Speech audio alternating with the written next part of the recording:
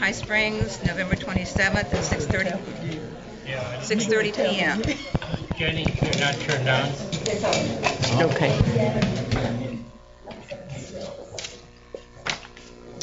The invocation is going to be given by Pastor Williams, and if you will then follow by the Pledge of Allegiance.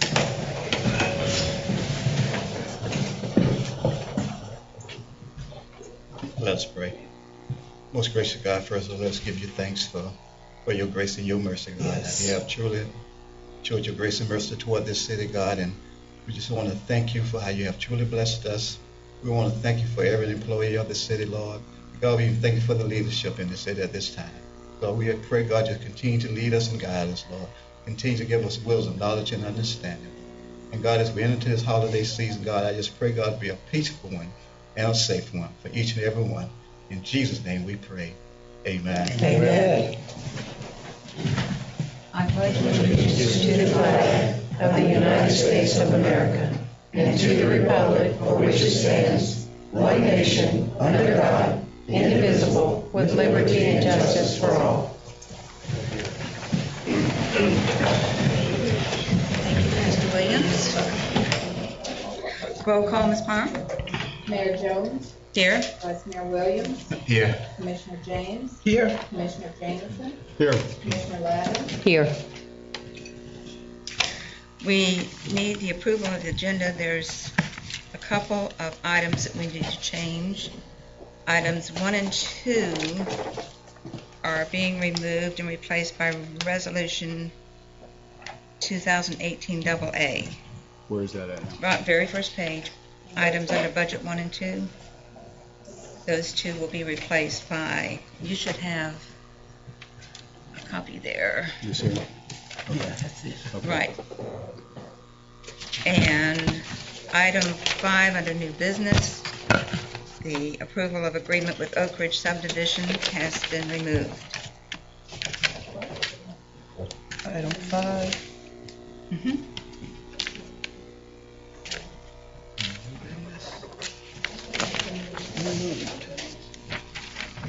Do I hear a motion? Okay, Madam Mayor, I will make a motion that the agenda, after incorporating the necessary changes, be approved. Second. It has been moved and seconded to approve the agenda. The next item is approval of the minutes.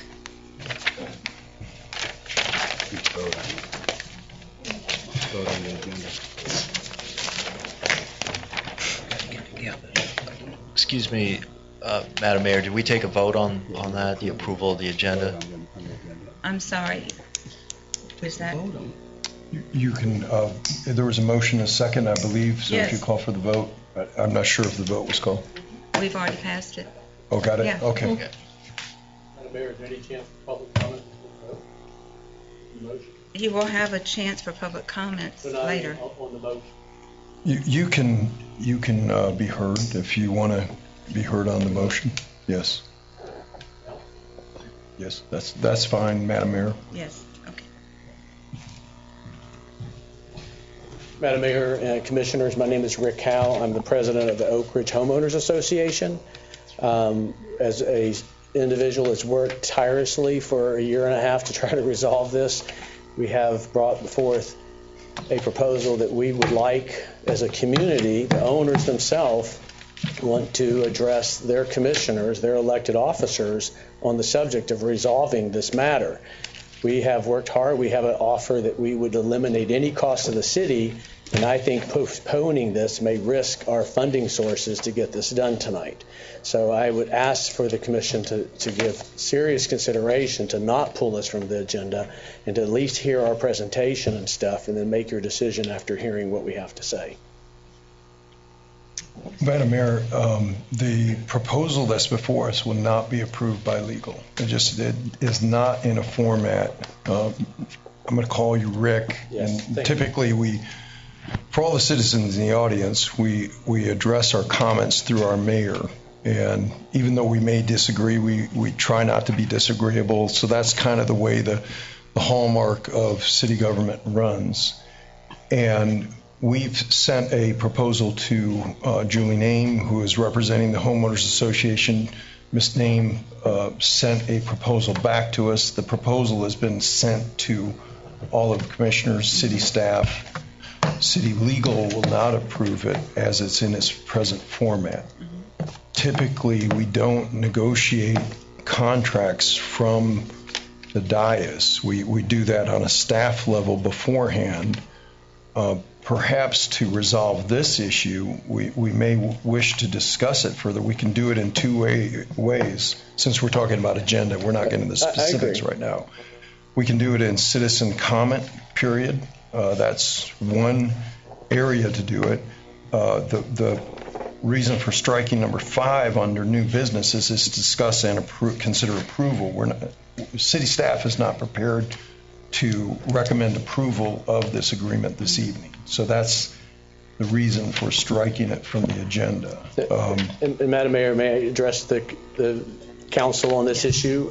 Just for clarification, we would be fine with not pursuing a vote on the agreement tonight, but there are factual information, because we live in this day and age of what seems to be fake news and false allegations, that owners themselves have come to our board. And I do remind you, just like you have fiduciary responsibilities, I do to them as their elected, president of their association. Owners would like to address specific areas of concerns that are relative to getting this agreement done that I think will be constructive going forward. Also, we've invested time and resources and money in a presentation from professional planners to kind of overlook what we're trying to deal with. This is a global problem. We're not here to solve just one item out there. We want to solve all the Oak Ridge problems once and for all. And for someone who has been involved with this, it's kind of like the cleanup picture now the second time around.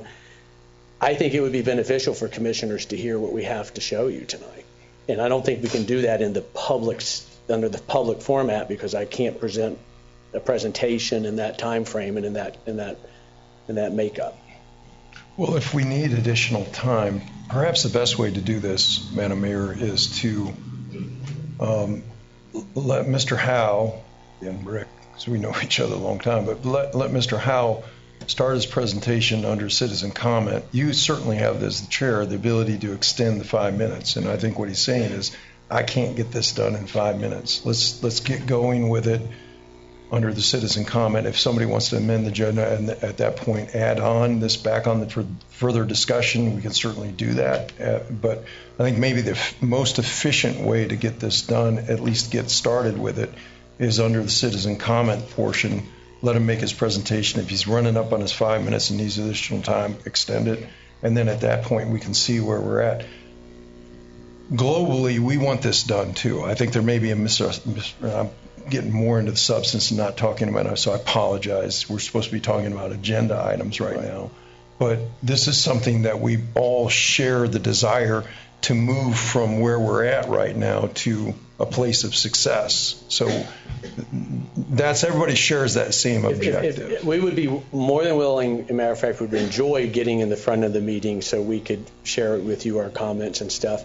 I would hope that commissioners, when they have questions about anything we present tonight, ask the questions, because I think owners feel that they've been held in the dark. We've had to hold meetings where we couldn't, share what was going on because we were trying to figure out a way to solve this problem.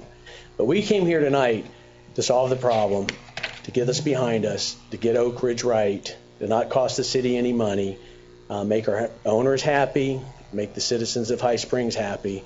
And I fully believe that if we could get past this stage, that we could work with staff and turn a corner on this.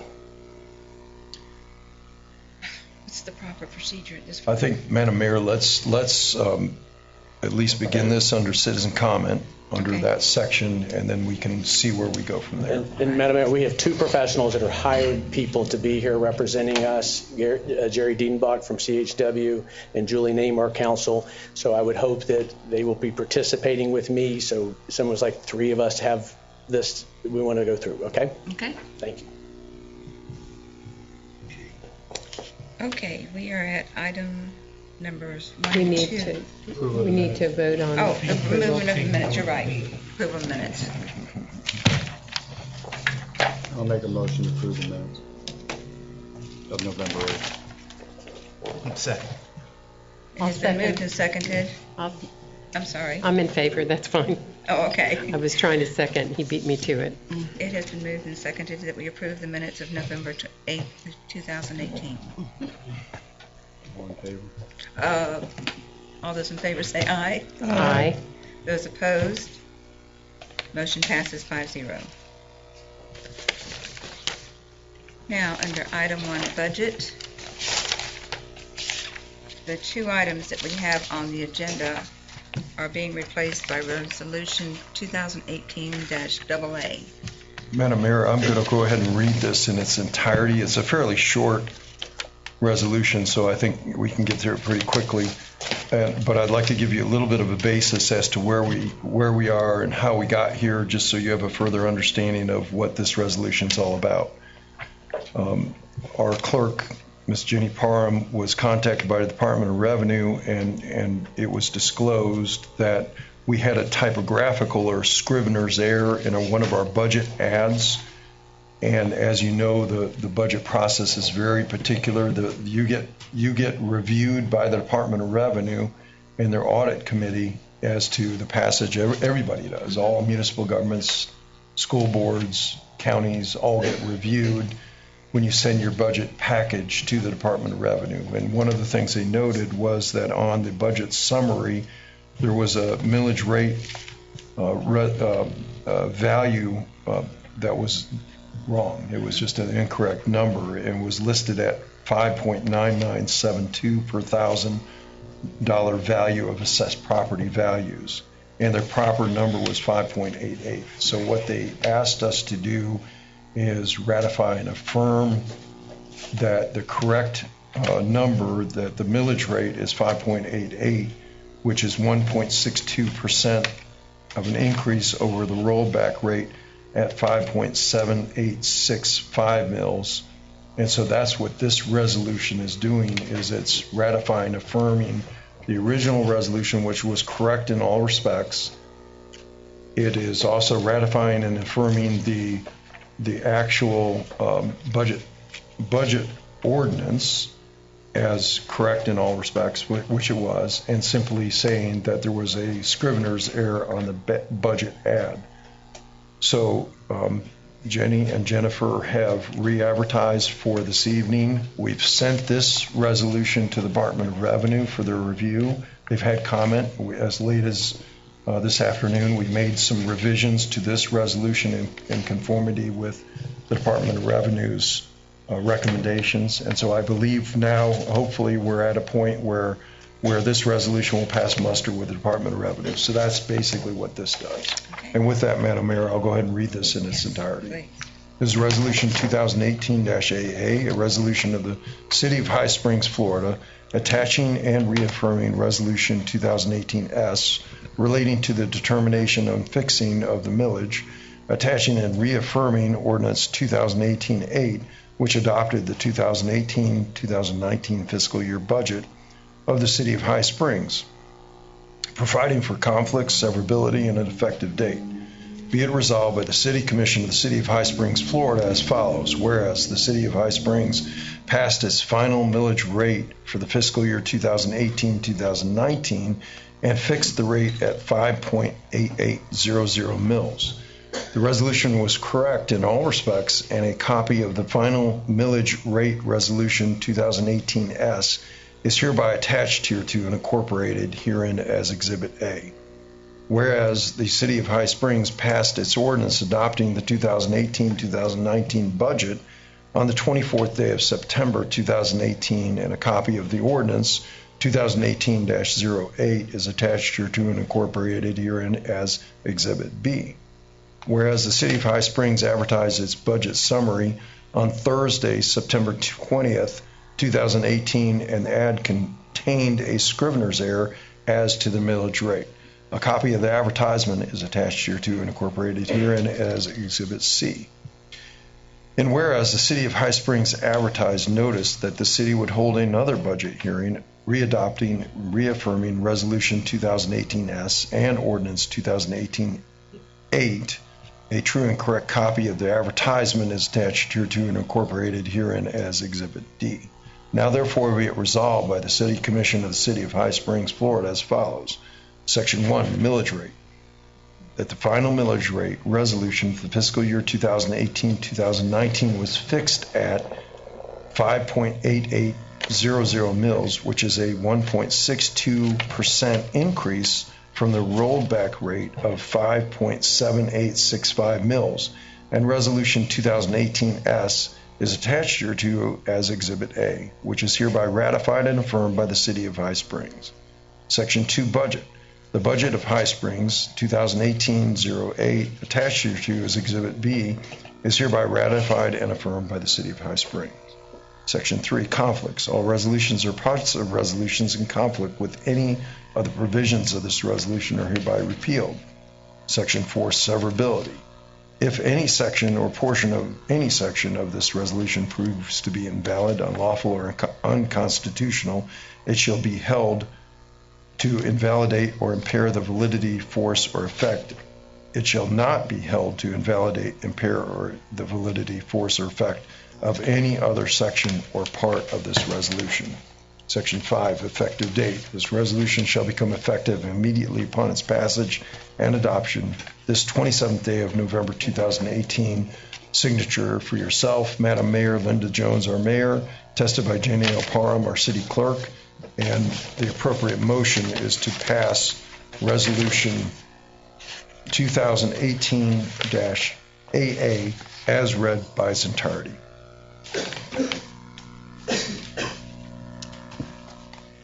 Any discussion? Do I hear a motion? I'll make a motion that we pass Resolution 2018-AA in its entirety. Second.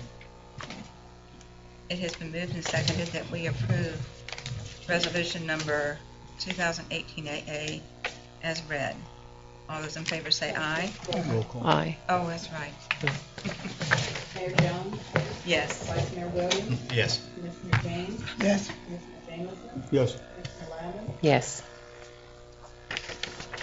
Passes 5-0. Under continued business, discussion of extension of WCA contract for solid waste services.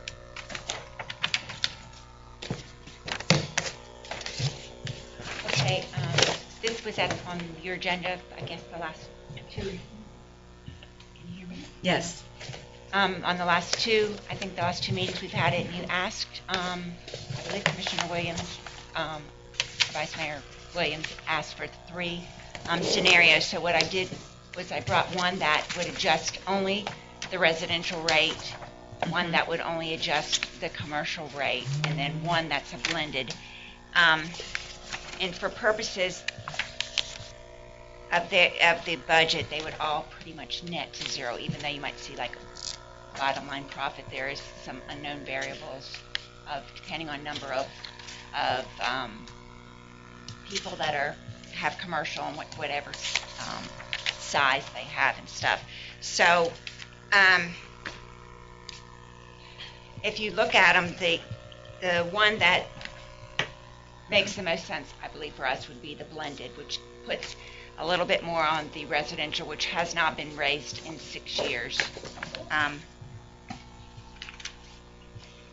That one you'll see would go to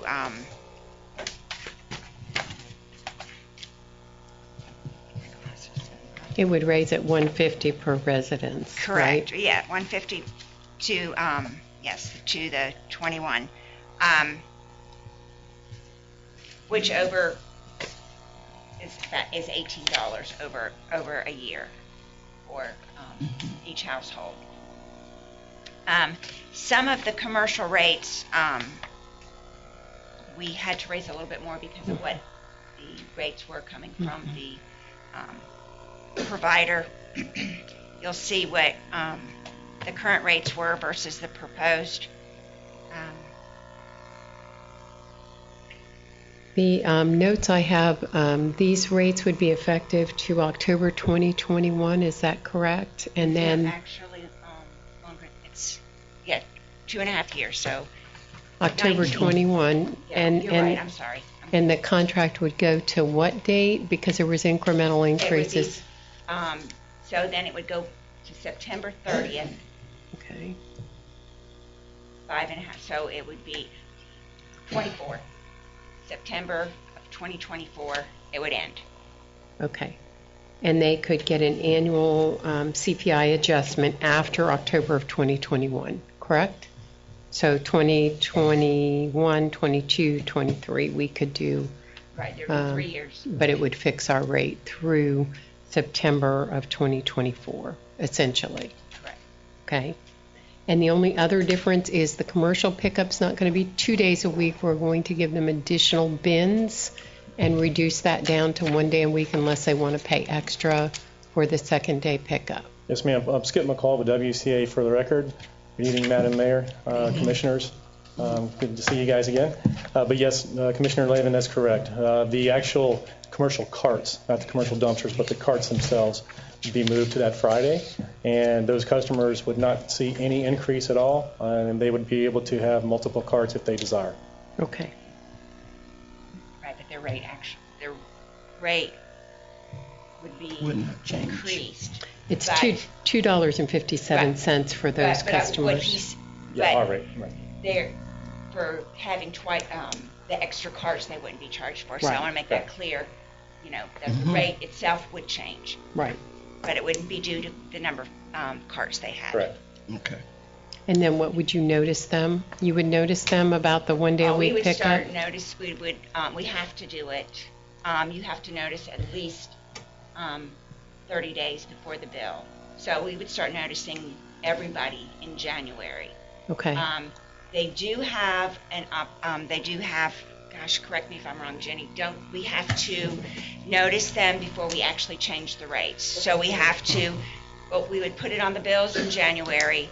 We actually have several months, but the sooner the better. So we would go ahead and notice them we could do it actually on the December bills, have the meeting in January or February, and then give them 30 days at least before that. But the rates themselves wouldn't actually change until their bill that they got April of 2019. Okay.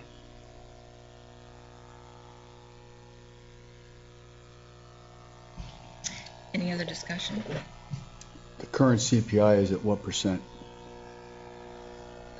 60% of whatever it is, correct? Okay, now, that's the other thing. I'm glad you brought that up. The current, it's like 1 point, it's been running between like 1.2 and 1.6%. Now, currently in our contract, we pay 60, or the rates go up by 60% of the CPI. What their recommendation is that we do whatever the CPI is, that's what it would be. Now, the contract has not come before you guys, but I did want to put that out there. How long have you been serving us, your company? 2014. Okay. Yes, ma'am. Yeah, and along, just to kind of dovetail off of Jennifer's comments too, we've been working together the last probably 3 or 4 months on doing some modifications to the current contract that we feel it actually is advantageous for the city as well.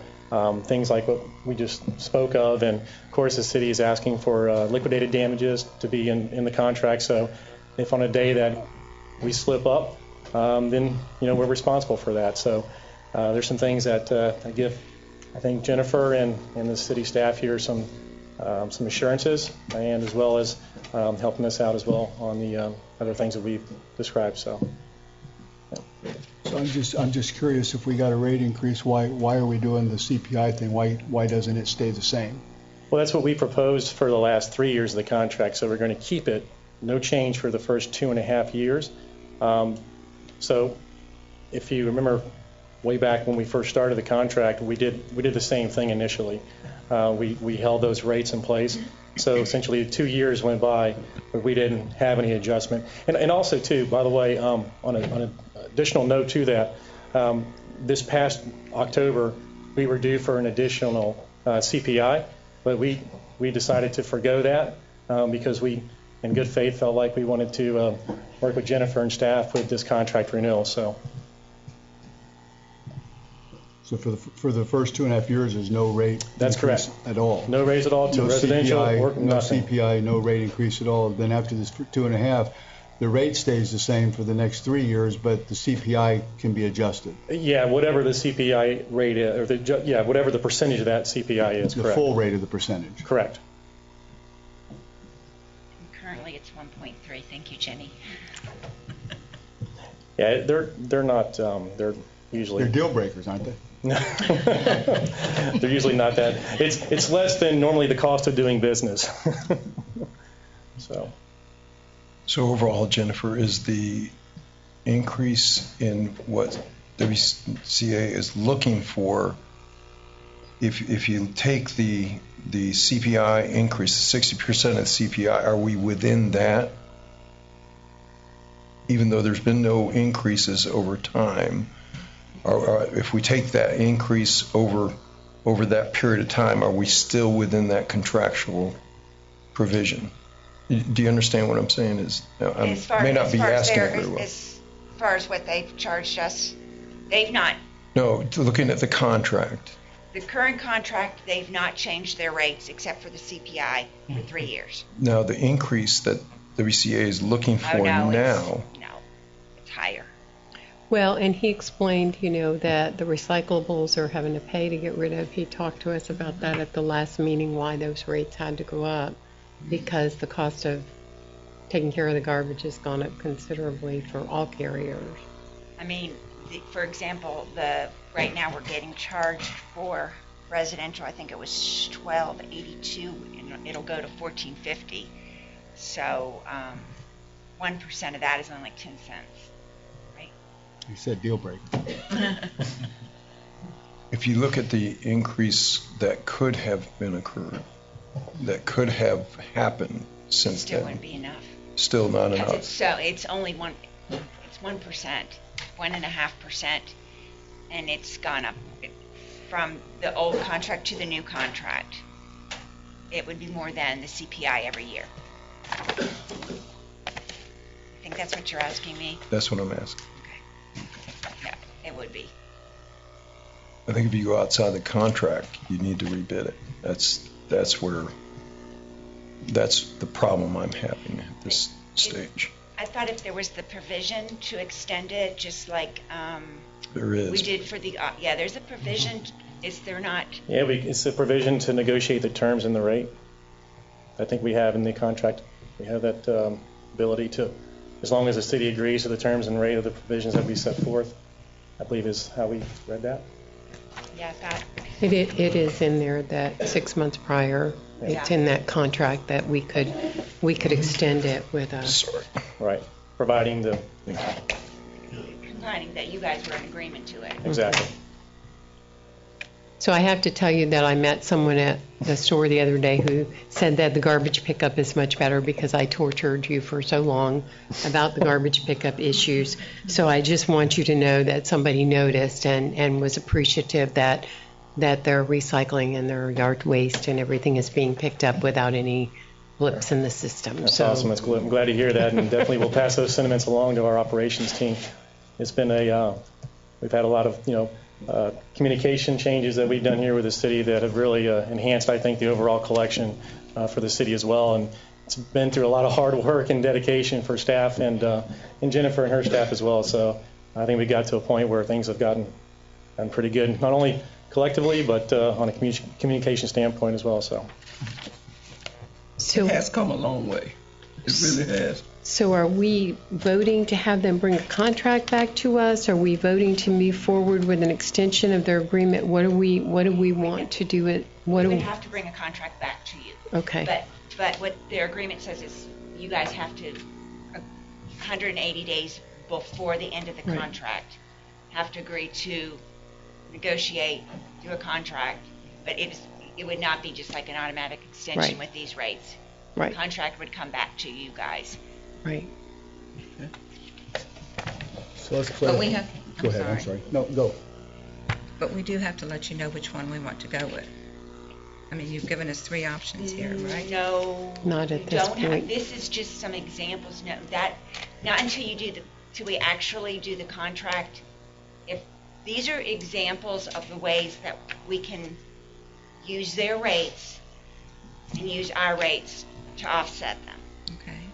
But it doesn't mean tonight we have to come to an agreement. It'll be when you guys set the rates, and that will be at a public meeting, when all the rates they have to be noticed and all of that. I just want to clarify on the deal. Rates haven't been raised in about 6 years. You've had CPI. So what we're doing on this one here, if we do this same thing here, the rate's going to go up $1.70, $1.50 on residential. $1.50 to 21. Yeah, I was looking at what the charge. So $1.50 to 21. Nothing changes for 2.5 years to 21. There's no CPI. There's nothing. It stays 21. When you hit the 21, you go into the CPI. If the CPI is at what rate? 1.3 right now. Okay, so 24 cents. So in essence, what you would look at then is you could conceivably look at going into the 3rd year, 2.5 years into the 3rd year, you'd be looking at conceivably like a 23 or 24 cent. Yeah, increase. it wouldn't be, for example, it would be at whatever it is at that time, at 2023, it wouldn't be, it wouldn't be cumulative of the last 2 or 3 Oh, years. no, I know that. Yeah, okay. It's whatever it would be Exactly. at that year. That's right. You would do it. So all I'm saying is if it was Yeah. 1 point something, you're looking at 23, 24 Correct. cents on to the 21, so you'd be paying 21, 23 Correct, type of deal. essentially, yes. Well, that's only if, that's a policy decision if you wanted to. Yeah, whether you all wanted to. Agreed. Whether or not, because we've eaten the increase since I've been, most Exactly. of the time we've eaten the increase. We haven't passed it along. To the city, it would go up to 23 cents. What we would do to Correct. how we would bill that would be separate. That's correct. Just so we understand on this one here. Okay. Yep, yes, sir. So the only thing that needs to be decided tonight is whether you want to negotiate with them and contract with them, or you want to go out for bid or proposal, RFP. I agree with that. That's exactly and the contract says, as Jennifer said, initial term of the agreement is for a period of 5 years, beginning May 1, 2014, terminating April 30th, 2019. Agreement may be extended for 3-year or 5-year basis, commencing with the expiration of the initial term based upon successful negotiations of the rates between city and contractor. Negotiations for extension shall commence at least 9 months before the expiration of the initial term and concluded on 180 days prior to the expiration of the initial term. And then the other language that we talked about on the year-to-year increase is based upon the consumer. It's actually 70% of the difference of the CPI is determined by the Bureau of Labor Statistics, United States Department of Labor. So there is a bump that can occur per contract using the CPI, 70% of CPI. So your choice is, Jennifer said it exactly right. 100%. Well, it's, in the contract is 70%. Right. But right. the new contract they would bring back to us We would would be bring back 100%. possibly options to look at, the things that staff had wanted and staff things that we have asked for. But that's things that could be incorporated within the contract, so. So I think as Jennifer said, we can enter into negotiations per the contract, or we can let it out for bid. Those would be your options. And then if we go out to bid, they can come back with a different contract entirely Correct. based on that. That's right. Well, my belief here is that there's been a good rapport built between your company and our city over this last year. There's been significant progress with communication and service, and you've been very responsive to the complaints or the issues and are willing to do those damages to be penalized financially if you do start having service issues again. And so I think that's a good faith effort that you're trying to serve us and give us a rate that's competitive with some price guarantees. So I would be in favor of continuing to do business with you, personally, and on behalf of the city would be my opinion. Any other comments? I would have done the RFP. I would have gone out. But I think, and I would echo, I would echo the efforts that the company has made. I know one of the big things, and you mentioned it, was failed pickup and so forth, and this bit to where now there's in essence, a penalty type of thing to where there's a reimbursement, where that was a big issue, and you guys stepped foot and you took that on. So I do think in that regard, I think the working relationship and so forth is worth it. I would be in favor because of the language, because of the length of the deal for the 5 years and so forth. I would like to negotiate the CPI thing though, when you do it. I mean, I think on this one there, but I would be in favor of going into negotiations. Okay, noted. Do we need a motion? Yeah, do we need to vote on that? Motion. Yes, ma'am. I'll make a motion that we negotiate with them to extend the contract. That's what we're doing, right? We're extending the contract. A second. It has been moved and seconded that we extend the contract for WCA and move forward at this point. All in favor say aye. Madam Mayor, if you'll have asked for any comment, public comment for the vote. Do you have a comment? Come forward, please.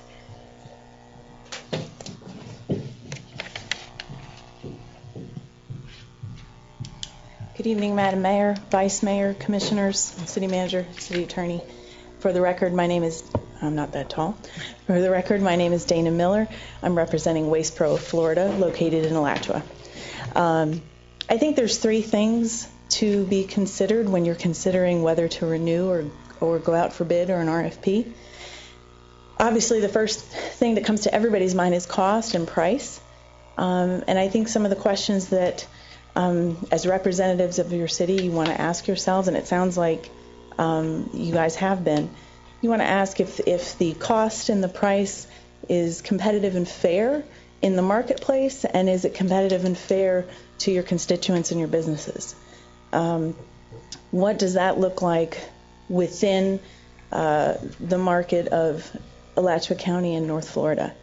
And the second thing you want to consider, I would think, would be service, and that would be the quality of your service, and it would also be the type of service you're receiving. Is it enough for your residents, for your businesses, and how has the quality of the service been over the length of the contract that you've had your contractor? And I think the last thing to also consider, and a lot of times this gets left out, is the community involvement of your contractor. Is your contractor available and to participate in community activities? Does your contractor give back to the community? And not necessarily by just writing a check, but in-kind services, volunteer hours, supporting some of your charitable events and supporting your community events. All three of those things, I think, are really important, not just with solid waste haulers, but I think for any contractor that the city does business with. Obviously, I'm a competitor, and obviously I would love the opportunity to put in a proposal for your city to provide services. I encourage you to call or inquire with any of the cities that we service here in Alachua County and in North Florida. Right next door would be City of Alachua that we service. We also service all the way on the east side, City of Hawthorne. So, and a few others in between. I'd be happy for you to talk to them, and we've been servicing them for many, many years and have a great rapport with them on all three levels: cost, service, and community involvement. So I appreciate your time. I thank you for allowing me to speak. Yes, I'm asking you to consider putting it out for bid. I wouldn't be doing my job if I wasn't. But I'm available for questions, and I thank you for your time. Thank you.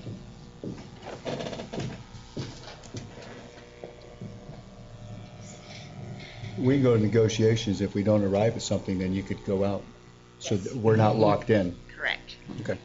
All we're doing right now is meeting the guidelines of the contract. That's good. The option's still there, is what I'm saying. in case Correct. it- So we moved and seconded, right? All those in favor say aye. Aye. Those opposed? It passed 5-0. The next item is to appoint member to the MTPO. We had a discussion last meeting, but we couldn't determine when their meeting dates were, and we found out that they meet every other month. Both Commissioner Lavin and James were going to think about it. Have you two considered? I still don't know exactly what date it is, but I did find out that it's only every other month. So with that in mind, if you have me, I'll do it. Okay. Any comments? I make a motion to appoint Roy James as the MTPO representative. I'll second that. It's been moved and seconded that Commissioner James be the new member to the MTPO. Yeah, I need to put a correction in there. What we'll do is put the nomination to the League of Cities, Right. and then they will nominate her as the representative of the League of Cities. That's true. That's right. Going through them.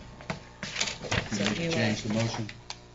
Can the motion stand as is? Rick? Can the motion stand as is? Doesn't matter if it goes through the League of Cities or not, right? They're going to represent the From us, MTPO. yeah. That's correct. The motion can stay the same? Okay. Okay. All those in favor say aye. Aye. Aye. Those opposed? Passes 5-0. Next item is discuss and consider approval of a memo of understanding with the Alachua County Property Appraiser and the Alachua County Tax Collector regarding ad valorem tax exemption audit services.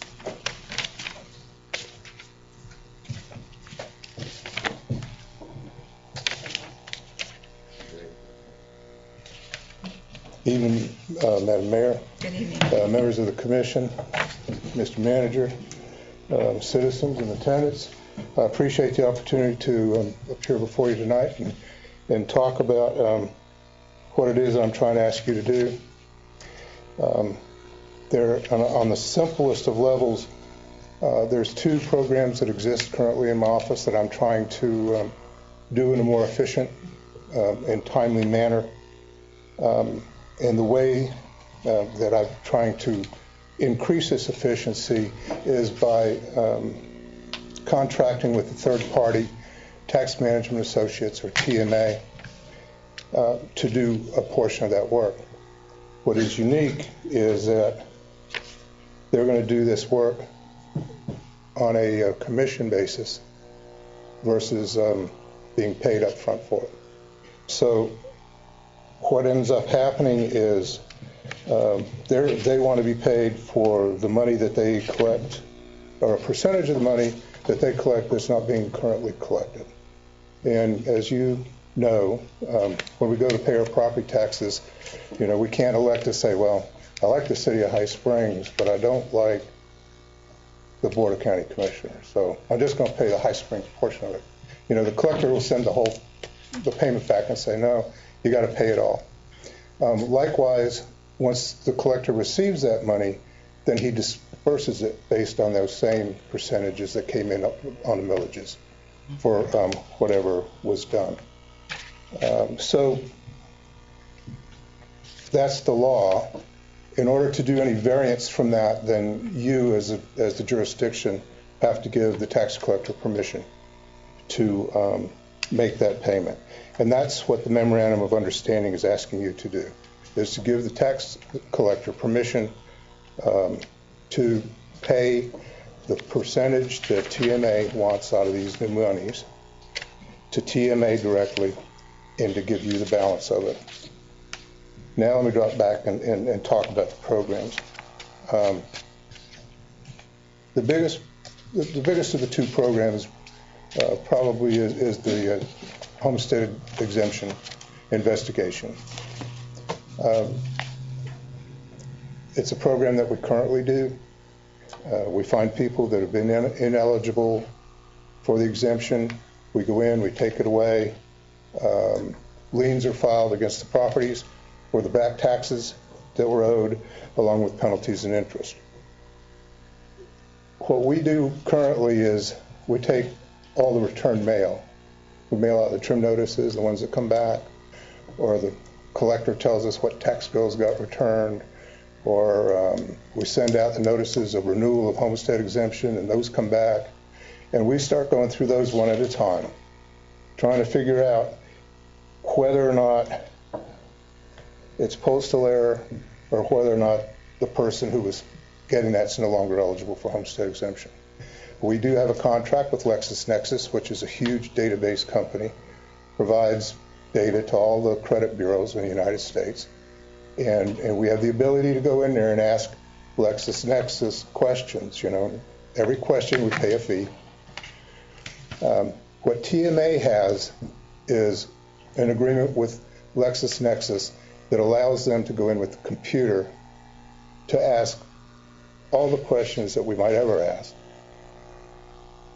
do them with the computer and have them all come back relatively rapidly. So they can do a volume of work that we could never, you know, I don't know how many people would take me to hire to try to do that. It's just, it's phenomenal what they've done. The program has been done around the state of Florida very successfully, and it's been done across the nation. They're pretty experienced about what they do. There is nothing in either of these agreements that will cost the city of High Springs anything ever. Nor is there anything involved here that would ever diminish any of your current revenues. Okay? What they're going to get paid out of is if they find a homestead exemption, that person that was not entitled to it or property that was not entitled to it, they're going to recommend to us. The other thing is we never give up control of any of the processes. Okay? They work essentially as a staff member for us, and they work under our direction, and at several steps along the way, we give them a yay or nay about what they're doing and where they're going. So we have oversight of the entire operation. But once the lien is filed, then if and when that lien is paid, the collector will pay them their percentage. Other than that, they never get paid. Okay? So the following year on that same property, they don't get paid. It's that one time. It's only on that one, in that first year that it's done. The other program is on the tangible personal property.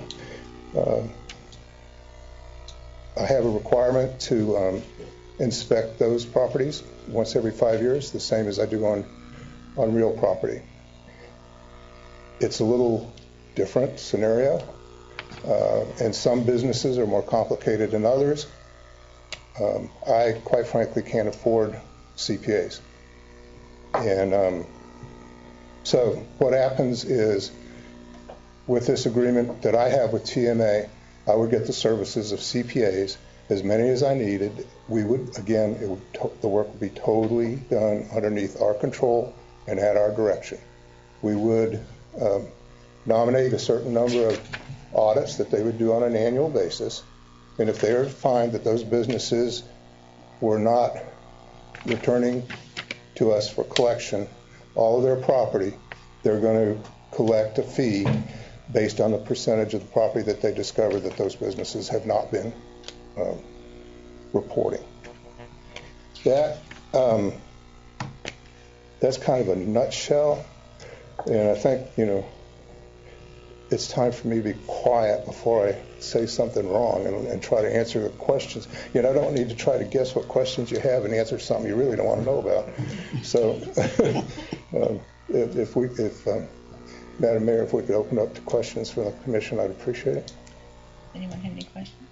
What percentage of people do you think, or how many homestead exemptions do you think average? I've seen two numbers. The higher of the two numbers is 1.5%. That are false? Yes. Okay. That when it comes down to it, that where they actually find is 1.5.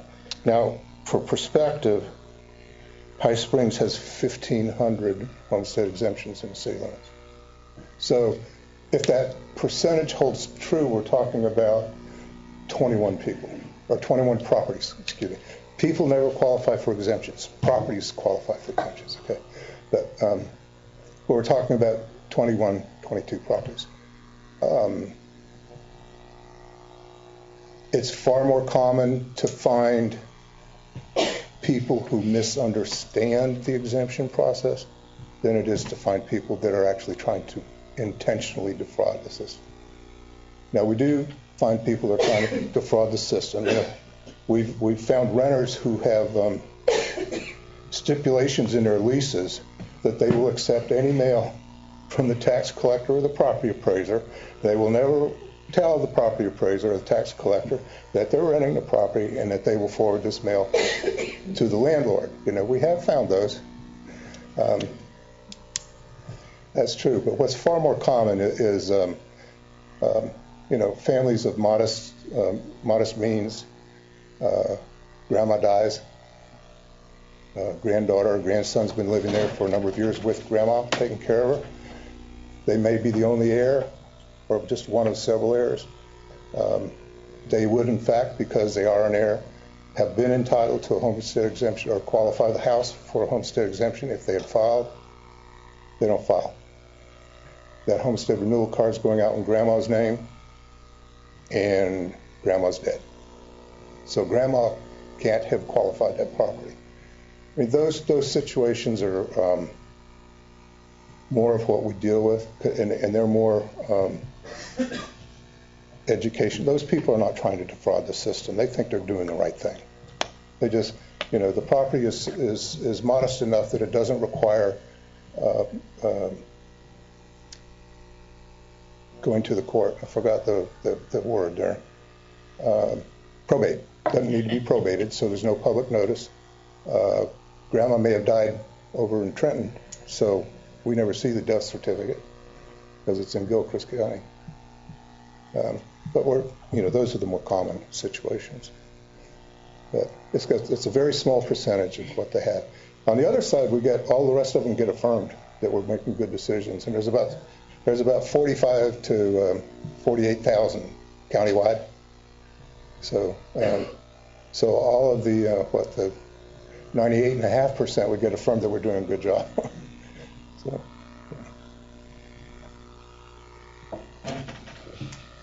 So this will be the wrong term, but it's sort of like they're going to make their money off of found money. So their percentage is going to be off of funds that aren't currently being collected. That's correct. They're going to find it. They're going to get their money. So in essence, the city would benefit because of the 21. Yeah. You're not getting any revenue. That's correct. Once they find the 21 and get them on the rolls, then you would be getting yours. Right. So it is to their benefit to find them, so to speak. That's correct. As he said, work on commission. So what percentage do they get? They get 30%, I believe, on the homestead, and about 33% on the tangible, I believe. Madam Mayor, I think it's important to understand that the property appraiser's office, Mr. Crapo, retains complete control over this process.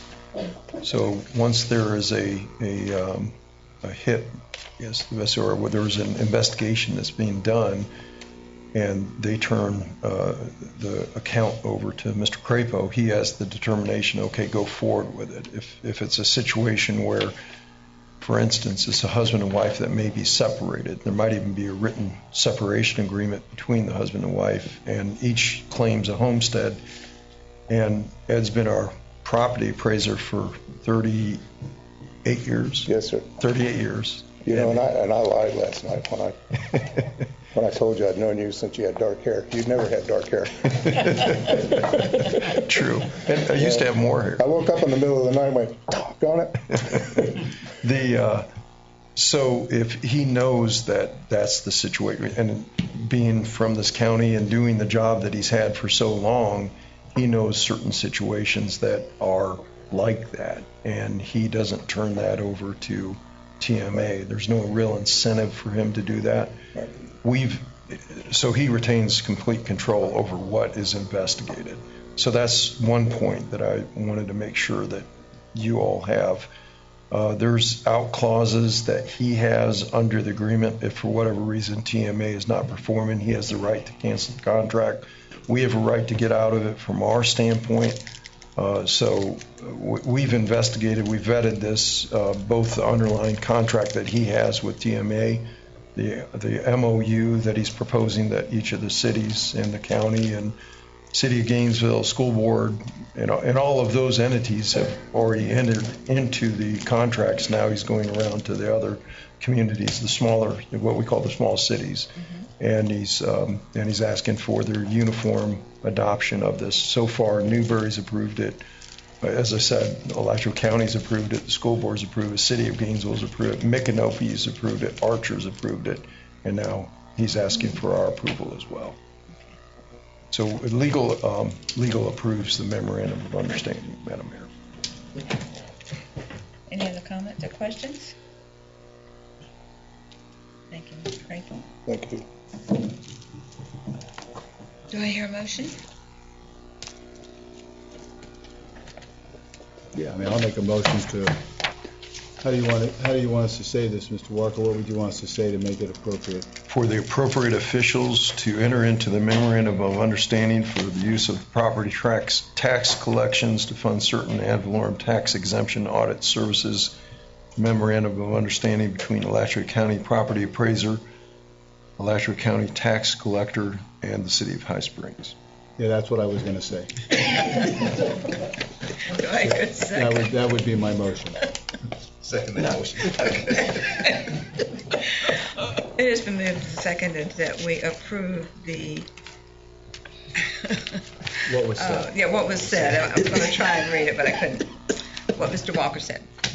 All those in favor say aye. Any further discussion, Madam Mayor? If there's any other citizen discussion. Yes, we have so many citizens out there. Does anyone have any comments?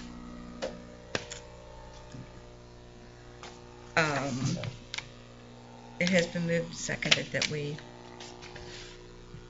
approve what Mr. Walker said. All those in favor say aye. Aye. Aye. Those nay. It passes 5-0. Sorry, it gets a little complicated up here sometimes. Thank you very much. Thank you. Our next item is discussion of investments in Florida Trust. This has come before you all a couple times. And I just want, there was a map. Yes. Did y'all get the map? Yes, here. Okay, good. Of the different people around or governments around the state that are involved in it. But just to point out, that is the investment is the only thing that they do. And I know we talked about keeping it at Ameris. They will, we can move what currently is in a pretty much non-interest bearing account to a money market, and we would get 2% as everybody does that has a money market at Ameris. I don't know if y'all had a chance to look at some of the information that you were given on the day-to-day. Again, the money's liquid. You needed it. You call them by 11. You can have it pretty much direct deposited into the bank by 1:30.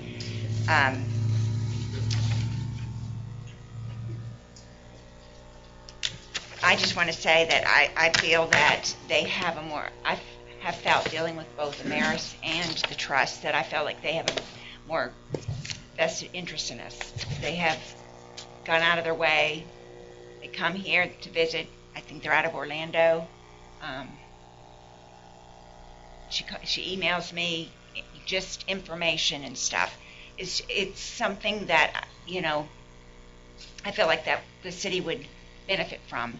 I know that we've talked about Ameris being a local bank. I did just want to say that M&S was our local bank. Ameris is a very, very, very big bank, and our bank manager is not from High Springs. They're from, I believe she's from Lake City. So, yes, it is our only bank. Yes, we do have, all the city's money is in that, currently in Ameris. But I did want to point that out. So, if anybody has any questions. Ameris does contribute financially to our community. They just did a food drive and took over 3,000 items and made a cash donation to St. Madeleine's, and do that regularly. I think you have a meeting with them tomorrow regarding some product or something, because I ran into the bank manager when I was in there, and there is guarantees on the money at Ameris, and they do create jobs in our community. And so I'm a local person. I want to do business local. These year-to-date rates are 1.30 and 1.21, which is less than the 2% that Ameris is willing to extend to us. Ameris, yes, M&S was bought out by Ameris, but Ameris has put into our community. They help with Pioneer Days. They've supported many of the things that we do here, and I think that, my personal opinion is to keep it local.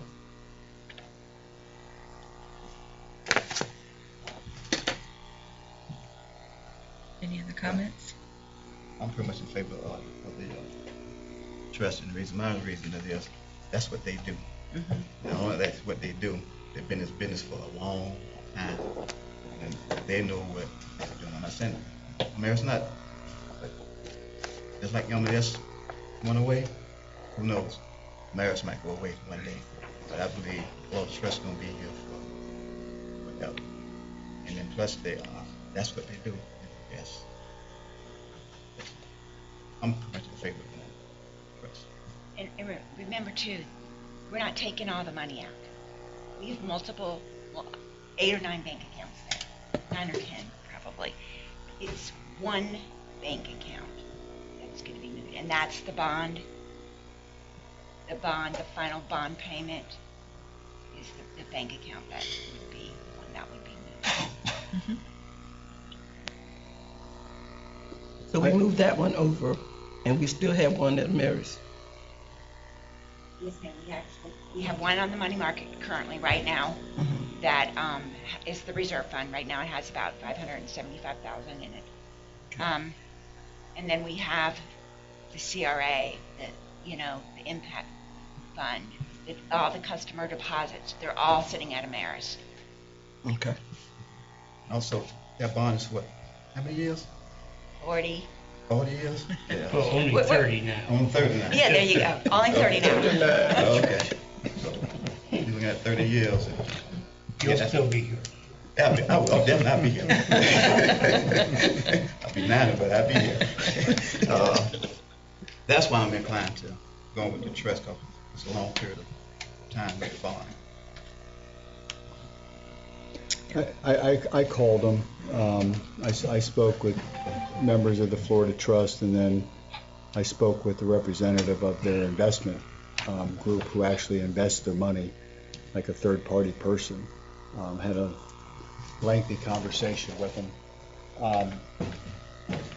The day-to-day fund is the one, I know that was the one, and that was the one that seemed to me would fit. I asked for the map again to show how many cities. This is all they do. I would be in favor of the trust. After speaking with them, they answered my questions, and I think you could probably, within the community thing, I think you could probably talk with them and so forth if we wanted to. But that's all these people do for 60 years. This is what they've done, and the number of other municipalities and organizations that are involved. This is what their expertise at, and so I was I was persuaded after talking with them on the phone, felt very comfortable. So I would be in favor of the trust.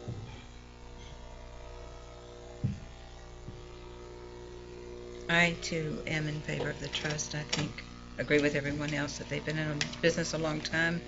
Many people that we know, cities, municipalities, have been using them for a long time. So I would like to see us go with Florida Trust as well. Any other discussion? It's not really a discussion. I was just a little bit concerned about like the split. That's why I asked if we would still have some funds left over in Ameris Bank. And I thought that would be fair either way. You got half, I got half. And that was my big point. Do we open this up to the public as well? No. No. Okay. Do I hear a motion? What specifically are you going to invest so we do the motion correctly? The bond account. Okay.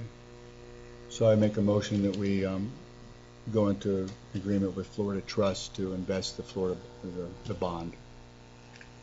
Second. It has been moved and seconded that we go with Florida Trust for the bond. All those in favor say aye. We need to ask for, anytime there's a vote, we got to ask for the citizen comment, Madam Mayor. Do I have citizen, anybody want to speak on it? Okay. All those in favor say aye. Aye. Those opposed? No, I'm opposed. Passes 4-1. Under unfinished business, consider ordinance 2018-06. Madam Mayor, this is an ordinance of the City of High Springs, Florida, relating to the text of the City of High Springs Land Development Code pursuant to an application LDC 1801 by the City Commission, providing for the deleting and replacing of its entirety, Article 4, Part 4.02.00, entitled Floodplain Protection, to comply with the Federal Emergency Management Agency regulations, repealing all ordinances in conflict, and providing an effective date. The appropriate motion is to pass ordinance number 2018-06 upon its reading by title only.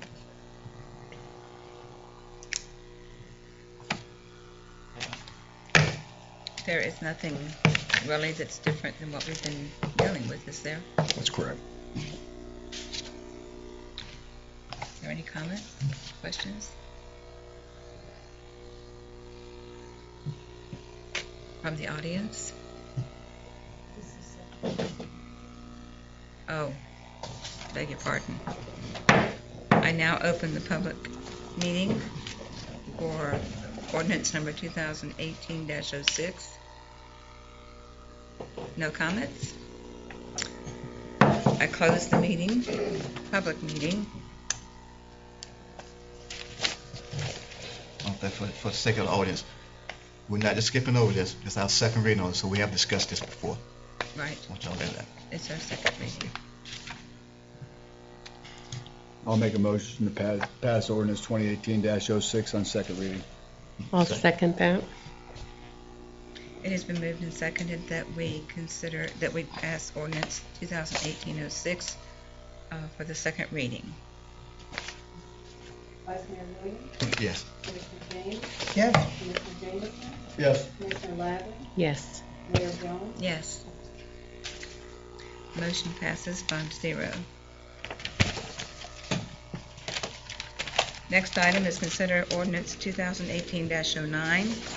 Madam Mayor, this is ordinance 2018-09, an ordinance amending the adopted 2017-2018 fiscal year budget of the City of High Springs, providing an effective date. Appropriate motion is to pass ordinance 2018-09 upon its reading by title only. And this is also second reading. I will open for public input. Hearing none, I will close for public hearing. Do we have any discussion? This is our second reading, so So we have nothing different here either, right? no. There is nothing different from the first reading. Okay. Then in that case, I will make a motion that ordinance 2018-09 be approved. Second. It has been moved and seconded that we approve ordinance 2018-09. Commissioner James? Yes. Commissioner Jamison? Yes. Commissioner Lavin? Yes. Mayor Jones? Yes. Vice Mayor Williams? Yes. Motion passes 5-0. Item 3 is consider ordinance 2018-10.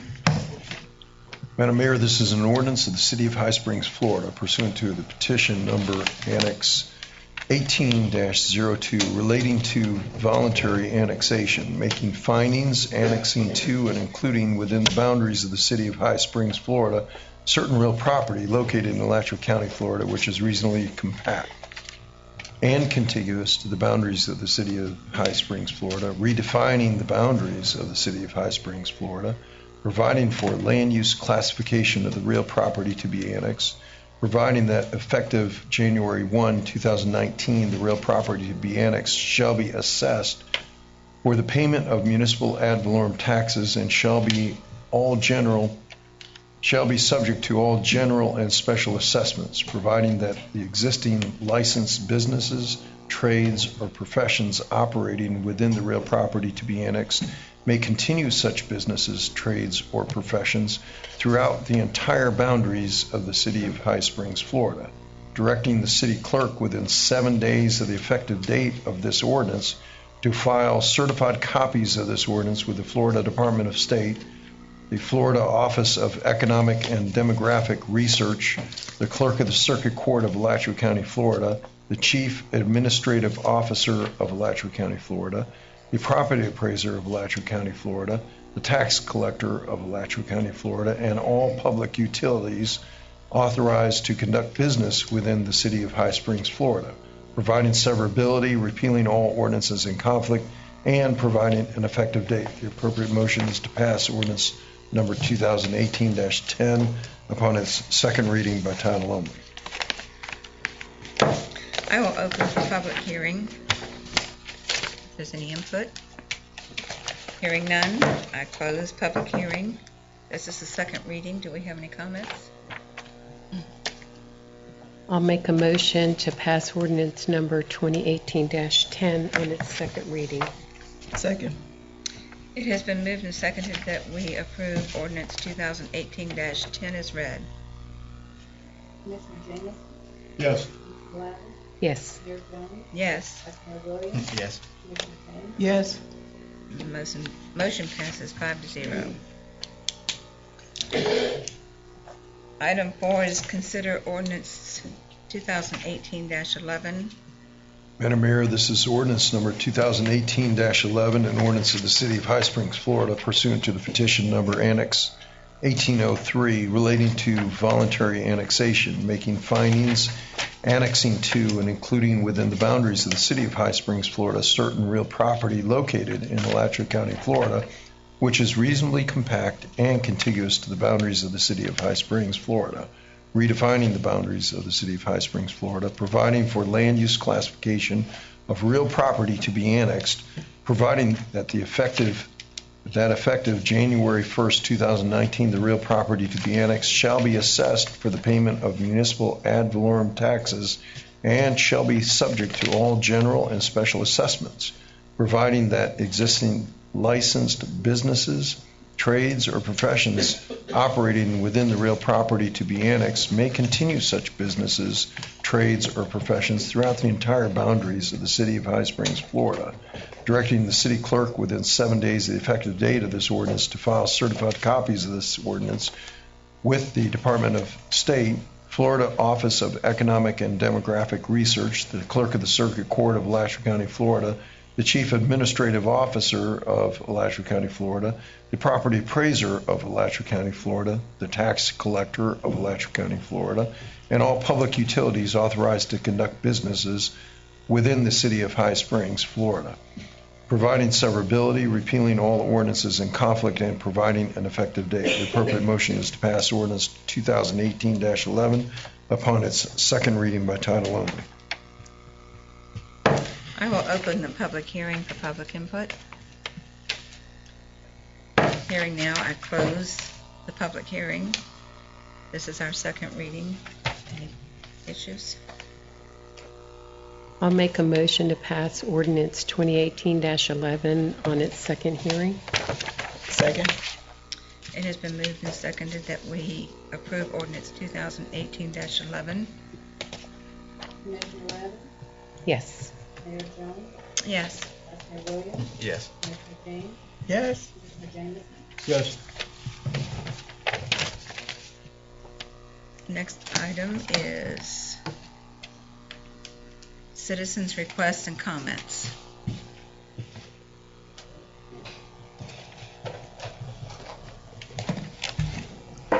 Madam Mayor, Vice Mayor, and Commissioners, thank you again for allowing us a little bit of discretion here. We will try to move it quickly. I have two people joining me, Julie Name, who is our counsel for the Homeowner Association, and Jerry Diedenbach, who is Vice President of CHW and a senior planner, and he's going to help me with the presentation because if they would give me back my flip phone, I think I would just take it in a heartbeat. I'm not really technologically advanced, and he is. I have to stop for a minute, Vice Mayor, and I realize that as long as I've been involved with Oak Ridge, which is coming up 9 years, having come in and kind of solved the problem from the first failed developer, I realize you've been involved in it longer than me because you were mayor in December of 2005 when this thing was approved. So congratulations, you get the longest endurance award tonight.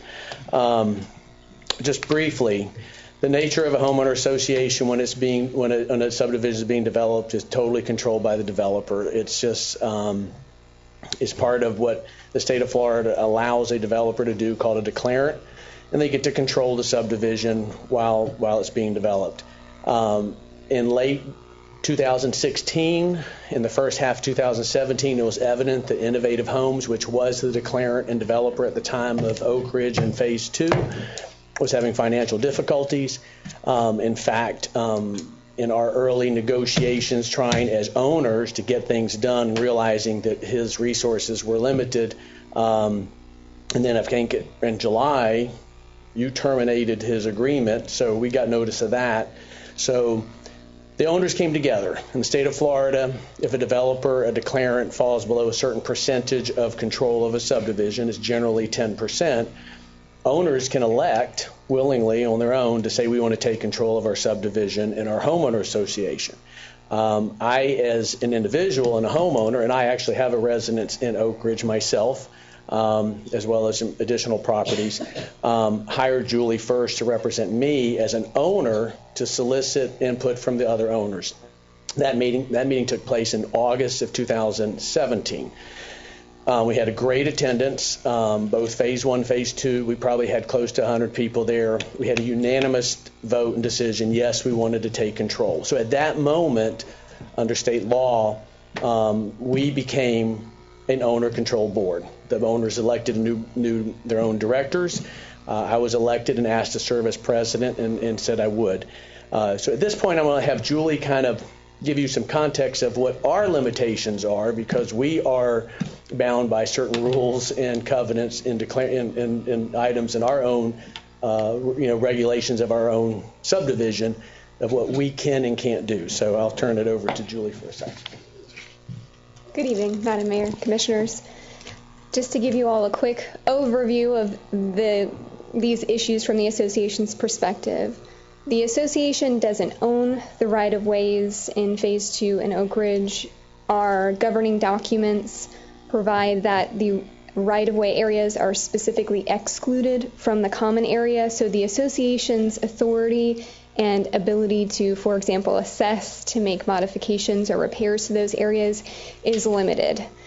But the association felt that it was in the owner's best interest for the association to get involved, to try to intervene here and coordinate a resolution to resolve the Phase 2 right-of-way issues, get the homes that are in Phase 2 completed, get certificates of occupancy for those, and hopefully get Phase 3 and 4 completed as well to help preserve the values for the owners in Phase 1 and Phase 2 of Oak Ridge. Now, to do that, we've worked with CHW, Shear Construction, and also some of the Phase 2 owners that actually foreclosed on some of the lots that were owned by Innovative Homes, the most recent former developer. CHW has provided us with a punch list that we think will be agreeable to the city to deal with the right-of-way issues. Shear Construction has given us an estimate of approximately $76,000 to make those repairs. And given that, as I mentioned, the association's ability to assess for that is limited, and the practical fact that many of the owners simply couldn't afford an assessment to cover that amount, we have worked with those Phase 2 owners who foreclosed on innovative homes to secure funding to get those repairs and modifications done to the right-of-way so that they would be acceptable to the city to maintain them. Now, part of that as well is we've been working with the Phase 2 owners on the agreement. They have asked for some things to be included in the agreement, specifically pertaining to the permits on the substantially completed homes that are in Phase 2 right now. So they're looking for assurances on the procedural and substantive expectations of the city related to those homes. And those homes are the ones that we've started construction are about 90 to 95% complete. Excuse me, what do I need to do now? If you would like to extend the time for the presentation, Madam Mayor, you certainly can. I don't need a vote or anything? No. I will extend the conversation. Thank you very much. So actually at this point, I think Mr. Howe has some more information and some pictures for you all that I think will help the Commission understand what the facts on the ground here are and understand what the requests of the Phase 2 owners are. Thank you, Julie. And Julie will be here if anyone has any questions of her at any time. So at the time the owners took over, obviously our number one concern was protecting the financial resources of the association and getting things done, like street lights and mailboxes and things that weren't finished when Travis Williams went out of business. The other part of it is that owners were concerned. We had these unfinished houses that were an eyesore, and during the summer they're growing and not being taken care of. And the Phase 3 and 4 part of it, owners here, including when the people we sold houses into in Phase 1, going back to 2011 when we took over, and we had interest in Phase 1 only as not the developer, but as we acquired these assets from the bank that had foreclosed on it. But everyone was told that this was a project that was going to encompass the original design approved plan from 2005 that Vice Mayor signed in December of 2005 of 220 potential home sites. I'm not here to debate how it happened, but processes started going into Phase 3 and 4 that probably shouldn't have, but there are resources in place that could benefit an expedited, procedure to get Phase 3 and 4 done, which is the desire, and I'm putting my hat on as president. The board and the owners would like to see Phases 3 and 4 completed. That will complete the integrity and the entire subdivision. What I'm going to have Jerry walk through is some of the processes that we want to discuss involving, the global concerns we have, and hopefully give you some feedback. Well, thank you again, Jerry Diedenbach, Vice President of CHW. We've had a lot of history with this project because we worked on it when we were actually CASA in Ellington back about a decade ago. And Rick has prepared a nice presentation here, and I think Julie keyed this up well, because what this does is it brings you all up to date on the process. This was a multi-phased planned development that was designed to have just under a few hundred homes in it, and it was designed to move forward in a phased approach. Today, we're here to establish several things. What we would like to do is get an understanding of exactly what the existing conditions are. And Rick has done a great job of photographing several of the homes out there that have been brought to completion or are near completion. Next, we'd like to talk to your attorney's comfort level of the legal requirements of moving forward here for the existing and future homeowners, and I believe you have several of those here in your audience tonight.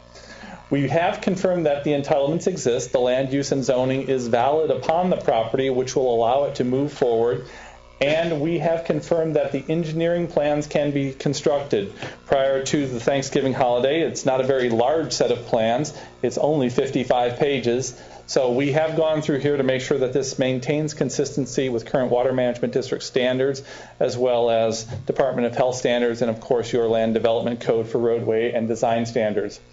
Rick will also then confirm that funding is available to complete the project, and that's why we were desiring to continue this conversation tonight to ensure that you have that confidence, and then outline a timeline for moving forward here. We want to bring completion to the existing homes that are out there and constructed today. We want to bring completion to site development in the form of roadways and infrastructure. We want to establish a timeline to submit these plans. I can tell you, as a principal of CHW, after having gone through these with my partner, who is the primary engineer on this, that this is only a couple days' work in our office to make edits to these plans and turn them in with new names and nomenclature on them. And then lastly, Rick is anxious, as are the homeowners, to commence construction and completion on behalf of the existing residents and move forward to bring new residents and homes and new citizens to the city of High Springs. So this is your future land use map here. An enlargement of the eastern portion of that shows where Oak Ridge is located. And on your zoning atlas, the land has a planned use district, or planned development as they're commonly called here on the eastern side. The street views are, as Rick, who is a great presenter but not a great photographer because he has his shadow in the picture. Rule number 1 of photography. But he did a good job getting the sun to his back and the beautiful clouds here in the city of High Springs. You can see that these homes are completed and that the roads are there and paved and people are living in these homes. This is an example of the boulevard area here. It has an 11-foot travel lane that's one way around the boulevard. Residents there, popular location for employees of the city of Gainesville where they can buy a home and live comfortably. Part of the American dream. Mailboxes where mail is delivered. Stormwater retention ponds are in place and functioning. The ponds have been completed, the landscaping is in place, and the facilities are functioning today. The stormwater drains, now I took the worst picture first here. This person obviously hasn't picked up their trash cans yet, but the drains are there, and there are silt barriers around there. There are areas, as Julie alluded to, that will require repair. You can see some erosion around this mitered in section. That's a close-up of it. But for the most part, these outflow structures and drains are in place with some minor repair needing to take place. This is an example of one that's perfectly fine, and I'm sure a happy homeowner living proximate to that. So with this, Rick can show you the actual condition of the homes that he's photographed throughout the development. You're going to trust me with this? I absolutely trust you. Hit the button, huh? Right click goes forward. Okay. We'll see if we can do this. You can build a house. You can move a mouse. That's good. As was presented earlier, we asked the city staff, and they worked with Robert Walpole, who is one of the principals at CHW, to basically do a final inspection of the property, and so we could all be on the same page, because at some point we were all frustrated, and I know the city staff was as well, as what really do we need to get done to make it right for the city and the homeowners. That resulted in an agreed upon deficiency list, and in that deficiency list, Julie mentioned that we have a need for about $76,000 that we don't have. We have 7 houses that didn't get finished, and I've spent the last year of my life, or it seems like, negotiating with these fine people, suggesting that maybe they could be the source in helping us out. In simple math, 6 of the 7 have already agreed to fund an amount equal to $10,000 a house. That gets me $60,000 there. The final 7th house has still not been foreclosed on, but I know the principals that are likely to gain ownership of that, and they have agreed to do it. But one of the things that I was concerned during this process of dealing with, talking to members of the staff and stuff, is the perception that these houses were in halfway built stages or something. And I wanted to show you, these houses are all of these houses have at one point in 2016 had electric on them, which meant they had to have received a semi-perm inspection, which is only the second to the last inspection for getting a CO. So this, for instance, is a house that is owned by Capital City. This is a house that they would love for me to finish for them, but quite frankly, I'm embarrassed to say there's not a lot to finish. You walk in here and you see finished walls, finished floors. There's even a refrigerator in there. This house is livable. We could all pack our bags and go get sleeping bags and turn on the power, and we could live there tonight. It's got AC in it and everything. garage door openers and stuff. Lot 84, that house is owned by Mr. Ken Sweeney, and he has been listed as one of the participants in the agreement. This house has a little bit more to do, but I would say in the range of 85 to 90% complete. Cosmetics on the outside are routinely finished at this after the painting. You put the soffits and fascia on, and then landscaping in. Obviously, flooring's not in, but bathrooms, cabinets are in. These houses are painted. You got some tile work. This is almost like a renovation job for us. AC handlers go in, and you could be up and running. Lot 91 is another house that Mr. Sweeney owns. These are houses he has actually acquired in foreclosure. He owns them now. This house, once again, needs flooring. Kitchens are in place. Cabinets are in. Granites. We got ceiling fans. All the light fixtures. These houses had power on them at some point in 2016, which in my line of work, that means I'm on a time frame to get these houses done in the next 3 to 4 weeks, if not less. So you can see this. There's no sign of water intrusion. There's no sign of any infiltration of moisture that's jeopardized the integrity of these houses. Lot 102 is another house owned by the Sweeneys. Same thing. Kitchen's in. You put carpet in, finish some trim, you drop your sinks and stuff, some tile work. These houses could all be done in 30 days. And then this is the second house by Capital City. Again, you will see these houses are, ready. These houses have been ready to be finished for a year and a half, and are only, weeks away from being finished. This is a house owned by Mr. Frank Sepka. He's one of the participants in it. I was not able to gain access inside this house, but it is near complete. And this is the seventh house that is in. Mr. Rick Thompson is working on acquiring it and settling up with other creditors involved in that house so he can get clear title. Again, its kitchens are in it and stuff. The unfinished development, as Jerry showed you earlier, this was the original design. This is what the owners in Phase 2 look at. And my house is not far from here. I'm on the edge of Phase 1. And quite frankly, we don't want to look at that anymore. We want to see this done. This is something that it's a shame, because we're in one of the greatest real estate markets for new housing, and we have a neighborhood that has over 115 residents, and we only have 2 houses for sale in it right now. That tells you people want to live in your wonderful city. And if we could get this going, we would be ready to have houses ready for the spring parade. I'm talking spring 2019. But we got to move. It's got to happen.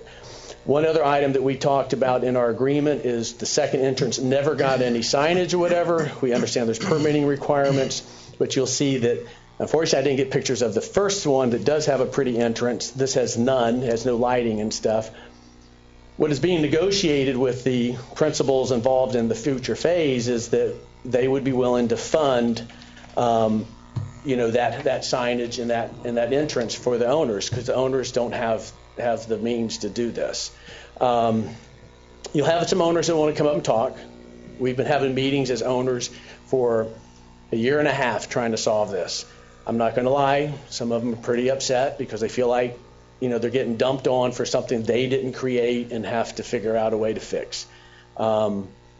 We have an opportunity with the 7 houses to raise what we think is enough money to do the items on the list that has been identified and approved by the city staff at no cost to the city, and quite frankly, no cost to the owners, because these individuals. But they have a very short fuse now.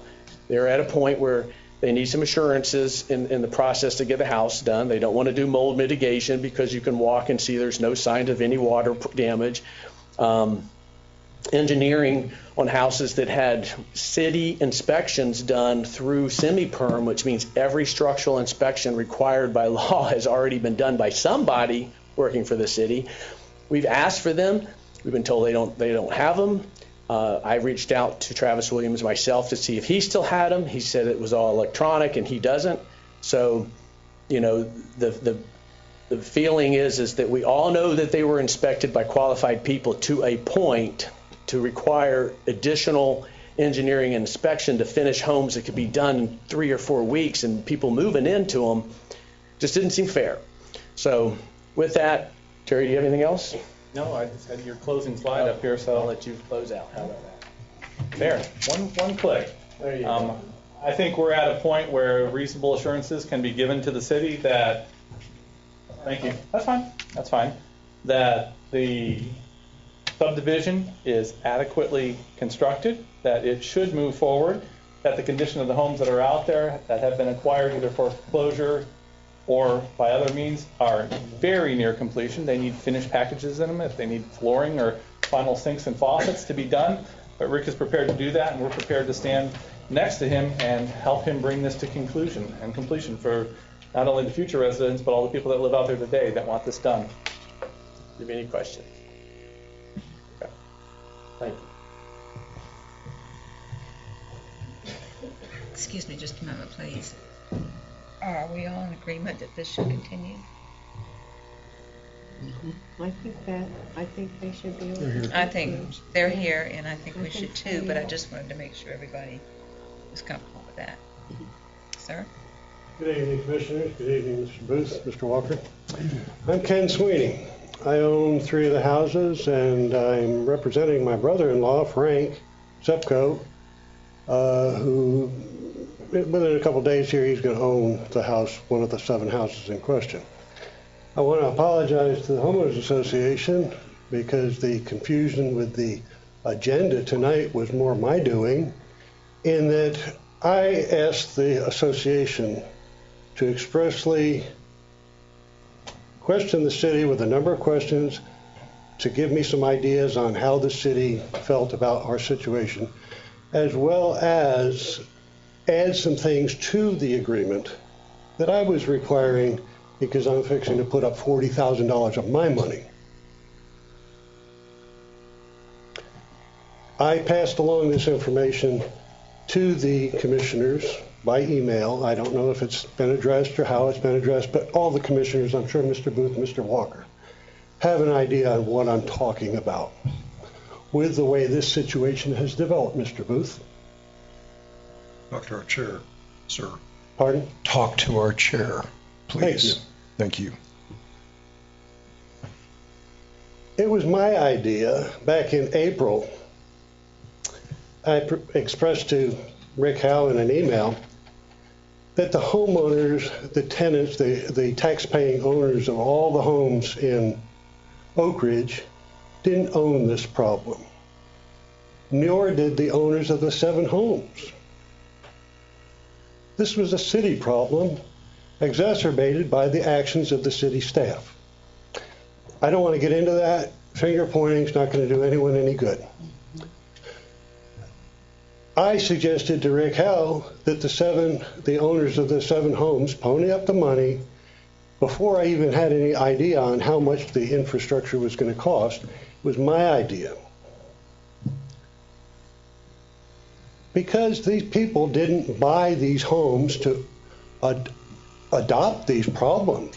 When people buy their homes, they rely on the title company, to the attorney, the real estate agents, to get the bankers, to get them a clean deal so they don't have anything to worry about. Rick advised me that the Homeowners Association had a special assessment, which I also participated in, of $100 per lot, in order to get a fund together to hire an attorney to address this. These folks don't have $100 just to throw around like that. It was my idea that we all get together. So the association has negotiated with the city staff since that time to work out an agreement. And just at the 11th hour, when I wasn't getting the answers I wanted to these tough questions that I was asking to be posed to the city staff, I insisted they put them in the agreement, which was forwarded to Mr. Walker last Wednesday, but he failed to give to the commissioners until just before the meeting tonight. That's why it's my understanding that's why this was removed from the agenda. So I apologize to everyone present that this wasn't properly addressed on the agenda. I asked the commissioners to take a serious look at what's going on here. We have come forth. I will fully support the association with my contribution if the city commission and the city staff agrees to accept the agreement as written.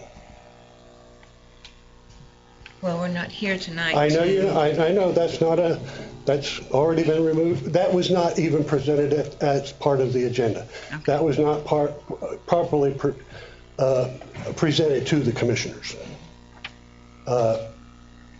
Because of the holiday, I believe, there's a lot of things happen there. I'm not pointing any fingers at anyone.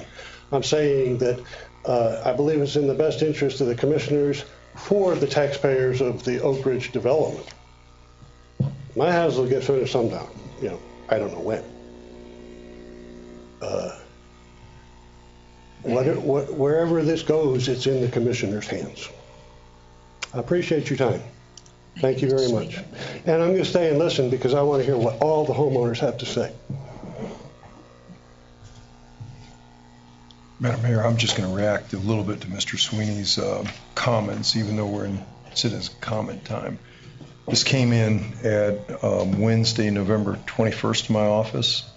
It was turned around to the city staff that same day, so it's not been just before this meeting. We sent it to our building permit official immediately and the rest of the city staff, including our city clerk, to be disseminated, and I think it's gone to all the commissioners as well. It has not received, well, let's take just a moment. The 21st was last Wednesday. We're closed on Thursday and Friday, and yesterday was a business day. So we've had one business day really to react to the draft that was sent to my office. Now, in the terms of the law, which I deal with, 1 day to react to a draft that comes to my office is not a long period of time. There were substantial changes to the draft that we sent to Ms. Name, and I'm not criticizing Ms. Name at all. She has an appropriate time to react to whatever I send to her, but I would also like the concomitant time to respond to whatever is sent to our office and approve it. And it's not just approved by me. It's approved by our building department. It has to go through our planning department. It has to go through city management. There's a number of steps that this has to take. And so one business day for our city staff to react to this draft, which has substantive changes, is not a lot of time to do what is asked this evening, which is to approve an agreement on the agenda as drafted by the HOA. And I can tell you, and I don't think this is the time to negotiate this, but there are provisions in the document that will never be satisfactory to legal as the way it's stated right now. For instance, if our building inspector says he needs a mold inspection report on these buildings and that gets stricken from the draft that comes back to us, I don't see the city staff backing up from that. If these houses have been sitting for a year, and I looked at the pictures, and I have an understanding, and I have a lot of trust in Mr. Howe because whatever he's told me he will do, he does. And so, but if our city building inspector says, you know what, I need a mold inspection, he says these houses have sat for a year and sometimes maybe longer than a year, and I want a mold inspection report, and then that gets stricken from the draft, I don't know where we go from there. And that's just one item amongst many that need to be resolved between Ms. Name, who's working very hard, I know, and she's getting pulled in a lot of different directions by a lot of different, so there's parties to this agreement, some of which are listed to be determined. I don't know how we can approve an agreement at this stage when we don't even know who all the parties are to the agreement. Initially, we had listed the HOA as the party to the agreement, and Ms. Name said no. Mr. Sweeney and some other individuals want to be added to the agreement. We said fine. We don't mind doing that. If other people want to sign up and say we're going to get this thing done, we're happy with that, and we're happy to move forward. And I can go through the agreement line by line, detail by detail, but this is not the time and not the place to do that. And with the overall objective and proviso, we want to see this thing done just as much as everyone else, including the 7 homeowners on the foreclosed homes, have to do. But we have to have a little bit of reasonableness on both sides And one business day to get this done is just simply not something that we can do. And there are substantive things, I think, that need to be resolved between the parties in order to us to get there. I'll clear time. Rich in our office will clear time. We will make it happen. We'll get it done. And I do not think that these items are insurmountable or really huge matters to get over. But if our inspector says he wants a mold report, another thing in the agreement is that it says that we'll look to CHW as an arbiter of improvements, and we can't back up on that. That's the city's province to do that. Those are some provisions in the agreement that we just cannot live with, and would not do that. We'll never put the city in that kind of position. That certificates of occupancy must be issued in the event these specified things are completed, these specified repairs as to the 7 homes. What if our inspector goes in and finds additional items that need to go upon inspection? And now, is he required by the agreement to issue a CO? We can't be in that position. So there's a lot of things that need to be resolved. And I think these things are somewhat unintentional as to the draft that was sent to our office. But again, to force us to approve an agreement this evening, and I think that's what's being asked here, is just an unreasonable position. And all I'm saying is we need to have a little bit of time, a little bit of reason, and we'll get there, I believe. But this evening is not the time and the place to do that. You think that by the next commission meeting in December that there's a possibility that these things could be ironed out? I think what they want is they just want to be heard, and they want to find a solution as does the city. So, I think our next meeting's like December 13th or something. Is that, with the holiday, everything got turned around, and we did get this yesterday. I got this yesterday morning when I came in the office. This amended copy was so I had yesterday and today to review this, but your job is to make sure we don't do anything that's going to legally hurt the city. So is it reasonable to say that perhaps in the December meeting, by that point, we could have, some resolution working with the other parties, and city staff? On behalf of city staff, we will absolutely try to meet that date. That is something that we will try to do. And I think it's the 13th. I think, there's some things that if building permit says this is what he wants, we can't back up from that. And I can convey that to Julie or Rick or Jerry. I work with all these people. They've assembled a very, very good team. That's the good news. And I think with this team on the homeowner's side, it's going to get done. All of us have worked for years together in very successful formats. So yes, I think that can be done very, very readily. There's some give and take that we all have to have in order to make this happen, at least in my view. Madam Mayor, I just want to I will clear my schedule, and Jerry and Julie have told me they will clear their schedule. We will accommodate Scott and his team and Mr. Booth, whatever, to get together to try to get this done. We would like to bring closure to this as soon as possible to give comfort to all the many participants that this is moving forward. So, you just let me know what's good for you. It is staff's goal that we want this over with.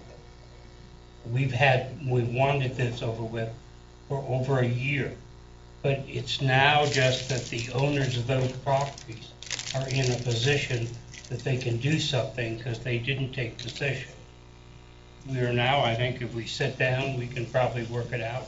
I'll bring the building official, and he'll give us his concerns.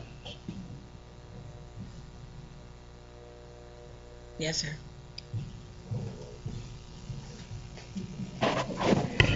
Good evening, Commission, Mr. Booth, Mr. Walker. My name is William Biello. I've lived in High Springs since 1998. I've been in Oak Ridge for about 5 years. I came in early on when Howe Development took it over, one of the first people in Phase 1. I've spoke to Mr. Booth quite a few times before we took it over, about the situation. Matter of fact, I had a couple meetings with him. You know, I watched phase 1 go in smoothly. My son lives in phase 2. I watched some of the things that happened and how they occurred. Not to lay blame, I know that the developer was somebody that he misled a lot of people, you know, so and maybe a lot of people believe that his word was his bond, but it wasn't. And unfortunately, what I'm asking is that you go above and beyond, not just consider, you know, we've actually had ownership for over a year. And we have went above and beyond as an association and as a board to try to reach out. We've went above and beyond. We've been in contact with the city. And I don't know what the politics are or if there's egos involved or whatever happened. A lot of things went wrong, and it wasn't the fault of any of the homeowners. But I can tell you that I saw homeowners moving into their homes, and the infrastructure wasn't completed over there. There was no roads. There was no asphalt laid down. They were driving on lime rock. How did we get COs for homes? The roads and sidewalks weren't in. Brushing people in there. We're talking about following rules for building officials. Where were they then? Where was the due diligence? The reason I'm asking you to go above and beyond what you normally would is because there's culpability here. But we're moving on beyond that now. We need you to go above and beyond because of what happened. All that could have been avoided. Okay? There's people that were in phase 2 that had issues getting their utilities. People didn't have phone service and internet service for weeks and months. And they already had a CO on the house. How does that happen? How is the sidewalks not in? The roads not in? People are moving into their homes on dirt roads, no sidewalks. Some of the drainage wasn't even in yet. How did the builder start on phase 4 or whatever, putting in the infrastructure, and he had no permit to do that? How was that? Where was the officials then inspecting, following up? How was he allowed to do that? Think about these things. Okay? I don't know how it happened and who was involved. I mean, I actually do, but the thing is this. We need to move beyond that, okay? Really. I know there's a lot of bad blood, but this has been a thorn in our side for years. I remember when the development went down. I didn't live there. I lived somewhere else in High Springs. I remember when developer went out. You know, we just can't allow that to happen anymore. You know, we can't allow it to happen. You have homeowners now that took ownership. This is a special thing because this has never happened in the history of that development. Homeowners are in charge. We have went above and beyond to put together everything that you've seen tonight. That has never occurred before. Okay? You see how well everything is put together? That's never occurred. So I'm asking you to please, all of you, to work with us expeditiously. I know we're setting a timeline, and we like to say maybe. There's no reason you can't do it. You may have to make some concessions yourself. We've made a lot of concessions. We've lived in an undeveloped community at no fault of our own. We expected our officials, our elected officials, and officials that they put in place to protect us. They didn't. They allowed people to move into unfinished homes, unfinished community. Things fell apart. Okay? I'm asking you to fix the problem because it was a problem that not we made. It was something that was pressed upon us. We thought that we were being protected, things were being watched, permits were being taken care of, inspections were being done. Somehow everything fell through the cracks. I ask that going forward that doesn't happen anymore. But with this situation, that you guys go above and beyond, because the offer that we have isn't going to last forever. The people that are putting that funding forward aren't going to be there for long. They purchase these houses. If they can't fix them and sell them, they're businessmen. That leaves us out in the cold. Everyone has went through so much trouble to get to where we are now. Please, please move as expeditiously and be as fair as you can with us. That's what we're asking. That's what we expect of you guys. This is a special situation. We can't have neighborhoods like this happening in our community anymore. You know, we have some other things going on in some other communities. But this has been a kind of a problem for how many years now? A decade? This is our chance to get out of that. Okay? To get away from that, have a nice finished communities. You're protecting our home values because right now they're in danger because we have an unfinished community. But we've done everything we can to get to this point. We've taken over the community. We have a board. HOA, we're enforcing the covenants. What we're asking you is to please do your part. Anything you can, please. Including swallowing your pride if you have to, because this is a unique situation that almost everybody here is from our community, phase 1 and phase 2. Okay? And that's just what I ask of you. Thank you very much. Thank you.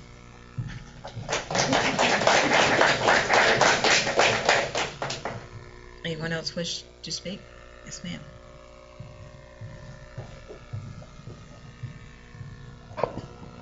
Hello, my name is Janiyah Lowe, and it's hard to follow that up. I am extremely new to the world, and I am extremely ignorant to most processes.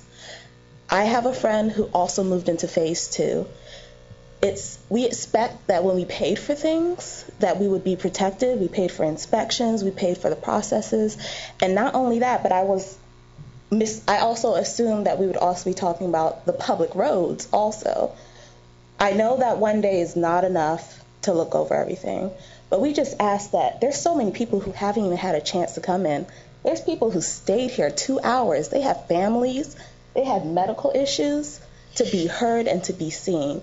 And even though it can't be done today, just remember when you're thinking about our processes, how many people sacrifice so much to come in today. This is a work day. There's a kid in the back of the room sitting down because they want to be heard. You know, I understand that we're trying to make sure we do all the legal processes, and we're trying to make sure that there is no missteps or pitfalls, and I respect that. But at the same time, just keep us in mind, because these decisions change our lives.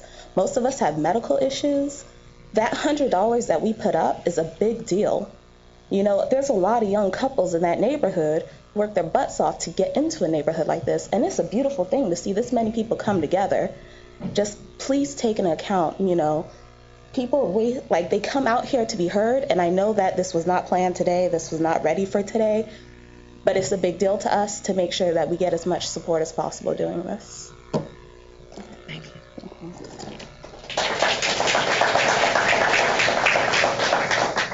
Anyone else?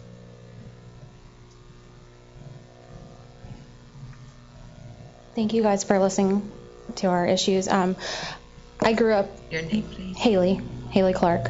I grew up here in Alachua County. My husband and I are both from here. We both decided to move into phase 1 whenever we turned about 24, and we were told that we were going to have a roof over our head, that we were going to have, you know, no issues. We were told that. We were promised that. We were told that we were going to have no issues, like I was saying. Now we are having issues with not only legal, but also obviously things going on with you guys, and I just want you guys to realize that what they were saying, not all of us had $100 just to go and up and give, that you guys take in consideration that we're people too, and that we're needing y'all's help, and just please consider that, and we appreciate y'all's time for everything. So, thank you. Thank you.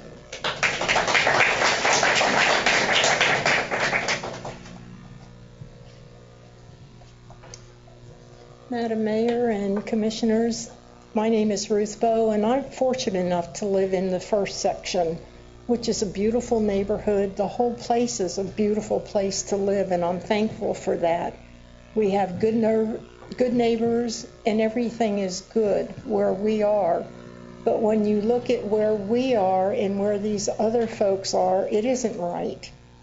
We just would like you to get this fixed for us so that the rest of the community can look as nice and be as nice as phase 1 where I live. Thank you. Thank you.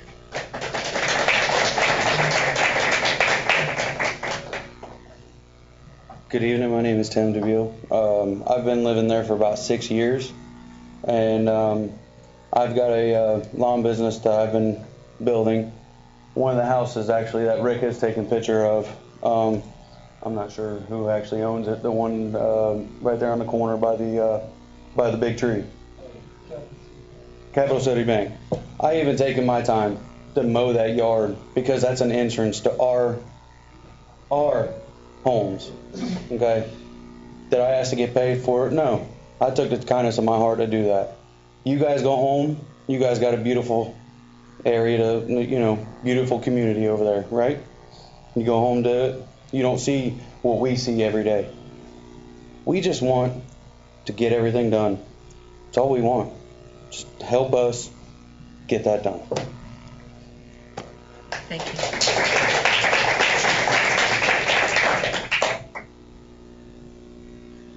Good evening, Madam Mayor, Commissioners.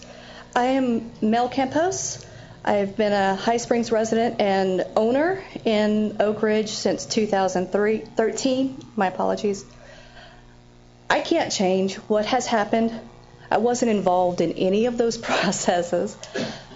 But I understand the difficulties with legal negotiation. I understand the turnaround time can be very difficult. And I really appreciate all that the board has done on behalf of the homeowners to move this forward. And I just want to express my appreciation to you for hearing us tonight. I know that you've made exceptions for this to happen. You weren't prepared for this to happen.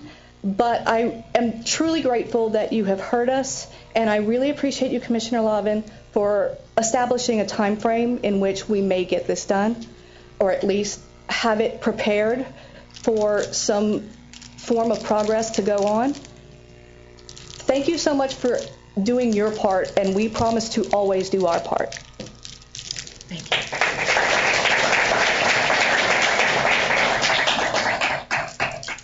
Anyone else? Yes, ma'am. Good evening. Pardon my dress. I rushed here from the gym. My name is Andrew Bunovich. I live in Oak Ridge Phase 2, the redhead stepchild of Oak Ridge. I am the GPD officer you saw in the picture. I live next to an abandoned house. For the past 2 years, my wife and I, we moved in there. We chose that house. We chose that neighborhood thinking it was going to look along the lines of Phase 1, and solely it's not. For the past 2 years, I've mowed that grass next to me. When Hurricane Irma came by, I picked up all the wood that's left there, all the metal, because I don't want it to fly in my house. And I did it on the other abandoned houses' yards. So I'm just asking. I work for city government. I know the process is slow. Believe me, I know. I'm just asking for some haste, some compassion, and that you speed the process up and think of us when you're voting on it next time you do. But thank you. Thank you.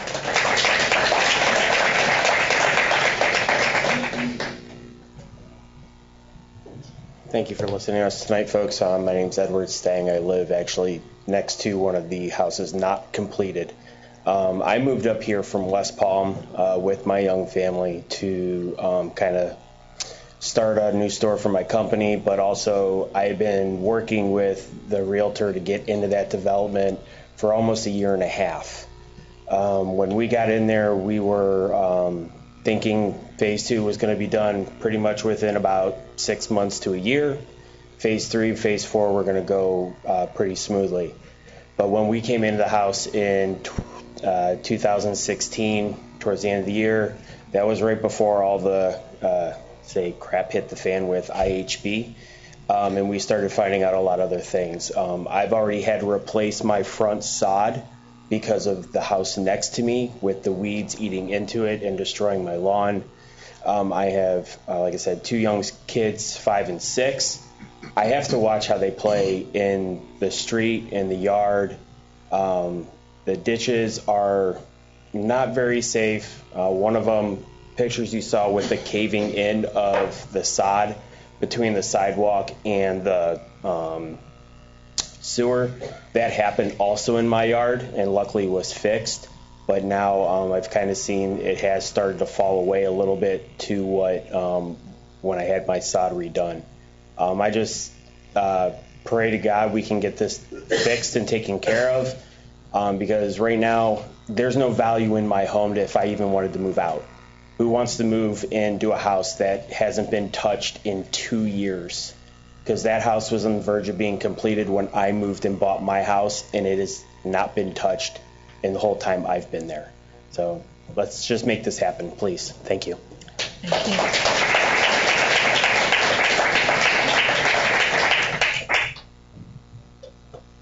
Anyone else?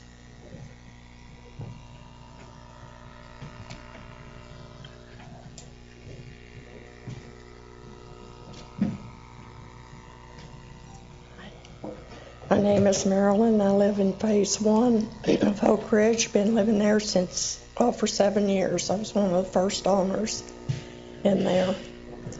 And when we bought our home, I'm not bragging on my ability, only of God's ability to allow me to pay cash for my home. We moved here to retire. That was going to be our home for the rest of our life. My husband left me a year and a half ago. He went to heaven. I'm here all alone. And I want to stay in my house until I'm dead and gone.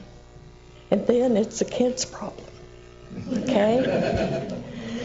But unless you fix the problem or the builder, president, fixes this problem, I'm going to have to move out of my home and real soon because I cannot afford to pay the assessment fee. When I moved in, it was $50 every 3 months. Now it went up to $50, then it went up to $70, then it went up to $120, it went up to $150, then it went up to $170. Fast, not over a period of years, fast. I'm on a fixed income. I'm left alone to pay my bills. I'm not going to be able to do the increase in the assessment fee. When I bought my home, there was a water bill owed on that home for $3,500. We paid out of our own pocket $500 to the City of High Springs Water Company so we could get that water put into our name. We wanted to live in that home. I still want to live in that home, but you're going to have to fix my problem. Your problem, your problem. Get the dollar signs out of your eyes. You've got a room full of people sitting here that I know I am not the only one on a fixed income. We need help. This is not our problem, the homeowner's problem. It's your problem and your problem. Thank you very much. Thank you.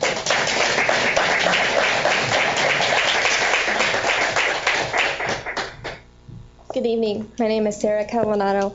I've owned a home in Phase 1 since 2011. And I appreciate you taking our time. I know it never really, with the agenda and everything, I appreciate you still taking the time to hear from us. To kind of follow up on the citizens that just came up beforehand, I think it's really important for the city commissioners to understand there are dollars out there that investors are willing to provide to fix this problem now. But they're time sensitive.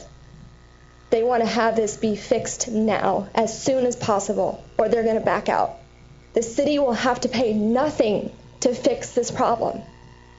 And back to her comment, if the investors go away, us as homeowners are going to have to pay to fix this problem. And we cannot do that. We don't have the funding to do that ourselves as owners and as families. We're urging the city to please expedite this process as soon as you possibly can. We know the holidays are coming up. Give us a Christmas gift of making this happen for us. Allow us to have a completed, finished Phase 2 and Phase 3 and Phase 4. I love living in the city of High Springs. I have told several people, look in the city, look into Oak Ridge. It's a fantastic neighborhood.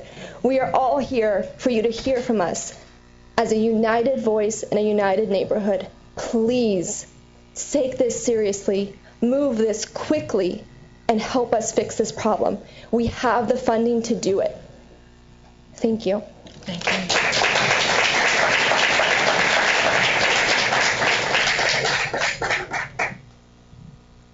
Anyone else?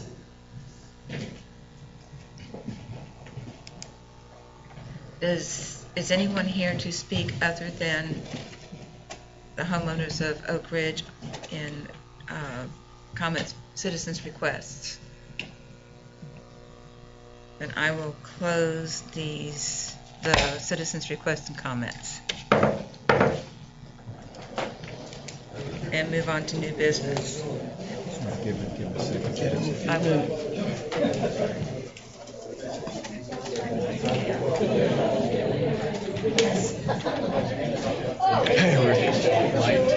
Yeah, I got you. Thank you. We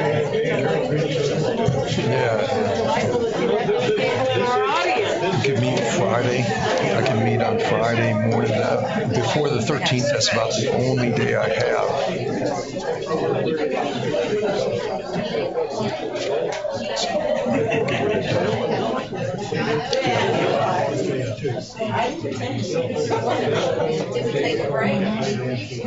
I said just give them time to move out. It was nice to put a face with your name. We're not going to be able to do that. I just had to stand while they're moving out.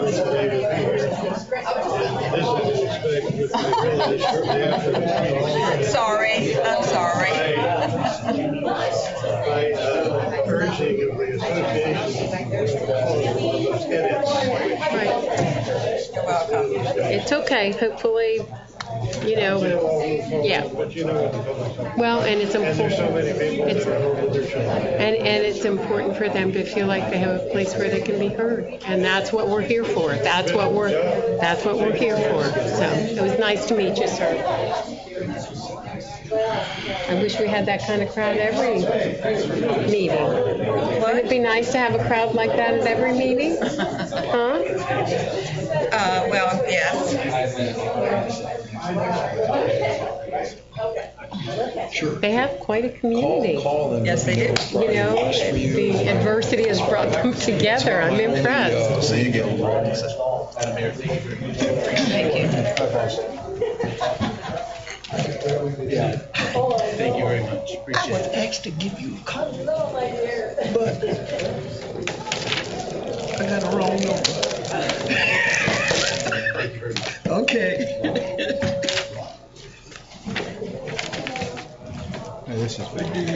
There we go. I kept calling. Gracious. Okay.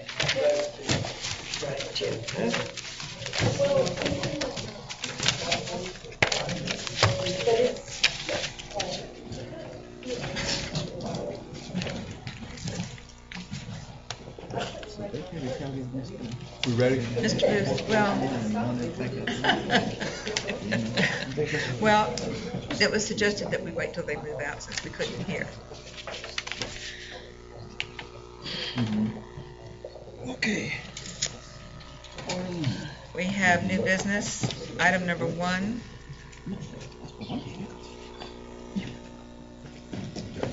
That's okay. No. Madam Mayor, did you call for Resolution 2018X? Yes, please. Okay. This is a resolution of the City Commission of the City of High Springs, Florida, adopting a policy relating to the employment of small, women-owned, and minority businesses for use in administering community development block grants, adopting a policy relating to the employment of minorities by the City of High Springs, providing definitions, defining an action plan, and providing an effective date. The appropriate motion is to pass Resolution 2018-X as read by title only.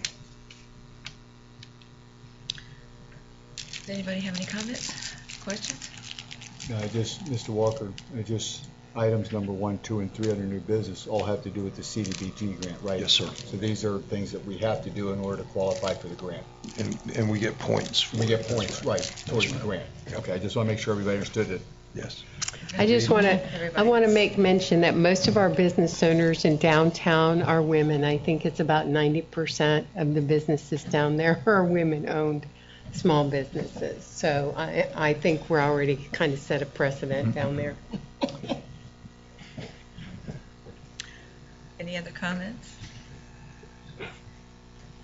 I'll make a motion to pass Resolution 2018-X. Second.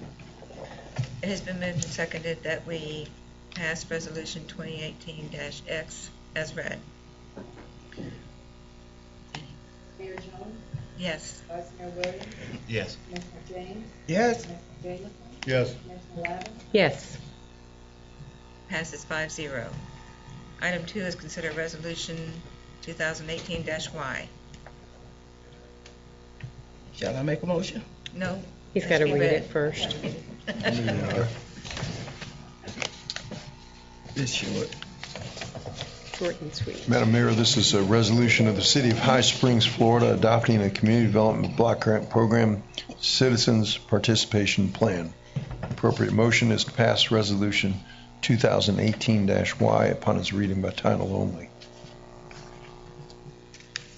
I'll make a motion to pass resolution 2018-Y.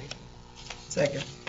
It's been moved and seconded that we pass resolution 2018-Y. Vice Mayor Williams? Yes. Commissioner James? Yes. Commissioner Davis? Yes. Commissioner Lavin? Yes. Mayor Jones? Yes. Item 3 is consider resolution 2018-Z. Madam Mayor, this is a resolution of the City of High Springs, Florida, adopting a policy for the protection of individuals engaging in nonviolent civil rights demonstrations, repealing all resolutions in conflict herewith, and providing for an effective date. Appropriate motion is to pass resolution 2018-Z upon reading by title only. Okay, I will make a motion that resolution 2018-Z be approved. I'll second. It has been moved and seconded that we approve resolution 2018-Z as read. Commissioner James? Yes. Commissioner Davis? Yes. Commissioner Lavin? Yes. Mayor Jones? Yes. Vice Mayor Williams? Yes. Item number 6, consider approval of a 3-year contract extension with the Government Services Groups for annual maintenance of the fire assessment program. Madam Mayor, the appropriate motion is to authorize the appropriate city officials to enter into an agreement. This is something we do very regularly with GSG, Government Services Group, so that they can administer the research and provide the appropriate documents for the City of High Springs Fire Services Assessment Program. Back when we were talking about raising the assessment, whatever month that was, we had discussed about maybe reevaluating how that's done in the coming year, because there were several nonprofit or or ad valorem exempt properties that were providing fire services. Does that include this, or do we have to do anything different with GSG to do that? Is that an additional thing that we would look at? I believe Chief Gillingham told us that it was done by roof coverage, but there's different formulas they can use. And he was going to look at possibly reevaluating that formula and looking at those ad valorem exempt properties, especially like some of them that are actually creating income and are not paying the fire assessment fees. They would do that. I'll have him at the next meeting. Okay. And he'll explain all the different options that we have. Okay. But, yeah, we would still have to have this organization. And we actually, I did go over properties that are non-exempt with Chief, and the only ones that are not exempt that we found are like the church themselves, property where the minister or the priest or the chaplain or whoever living, they are paying fire assessment. But like Camp Kalakwa.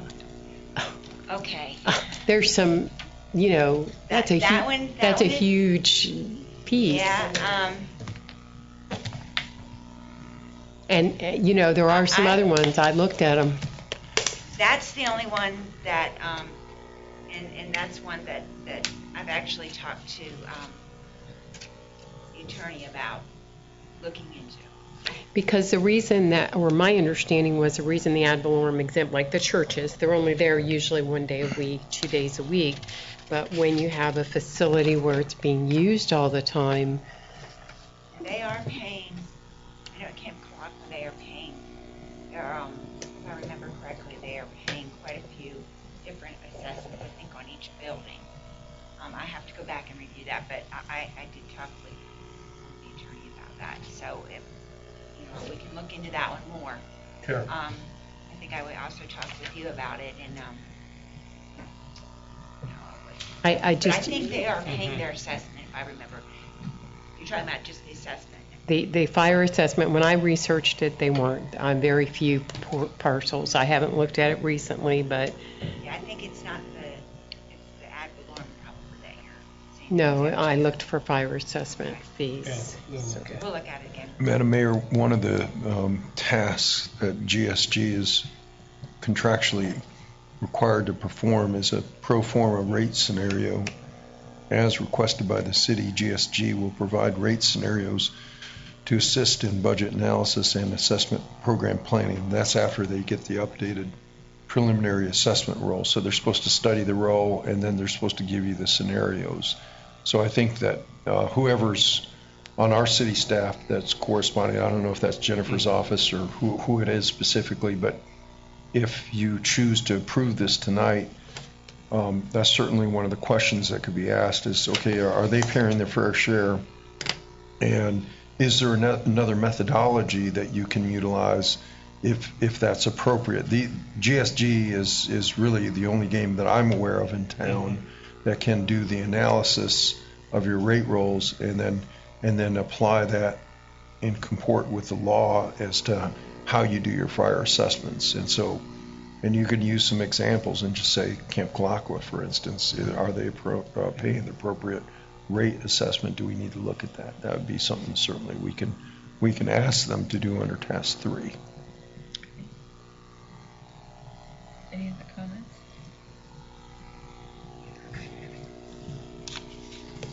So we just need to make a motion to approve the 3-year contract? Yes. Okay, I'll do that. I'll make a motion to approve this 3-year contract extension with Government Services Groups. A second. And moved and seconded that we approve a 3-year contract extension with Government Services Groups for annual maintenance of the fire assessment program. All those in favor say aye. Aye. Opposed? Passes 5-0.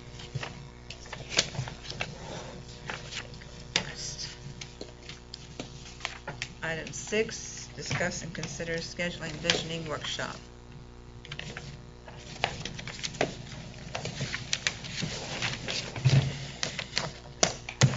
I think the commissioners have brought that up.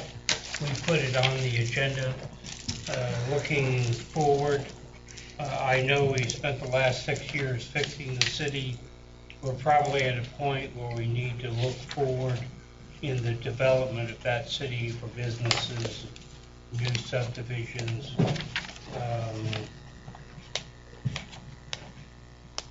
It's also probably prudent that the new city manager be part of it.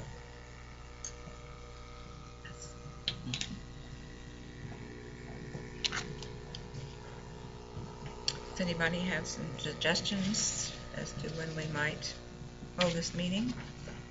I think Thursdays are better for me, and I think for Mr. Walker's firm, do you need to be here?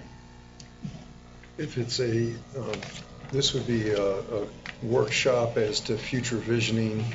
I think that we don't need, we certainly will be here if you all would like us to. No, I just know you go to Newberry on Tuesdays. We can certainly do that. It's up to you all if you want us there. If we're going to schedule it, it helps us to possibly be here before a commission meeting. That might be another opportunity that we can leave the office a little early and hopefully not run into the traffic we ran into tonight and be here. It was busy today. So whatever your preference is. Yes.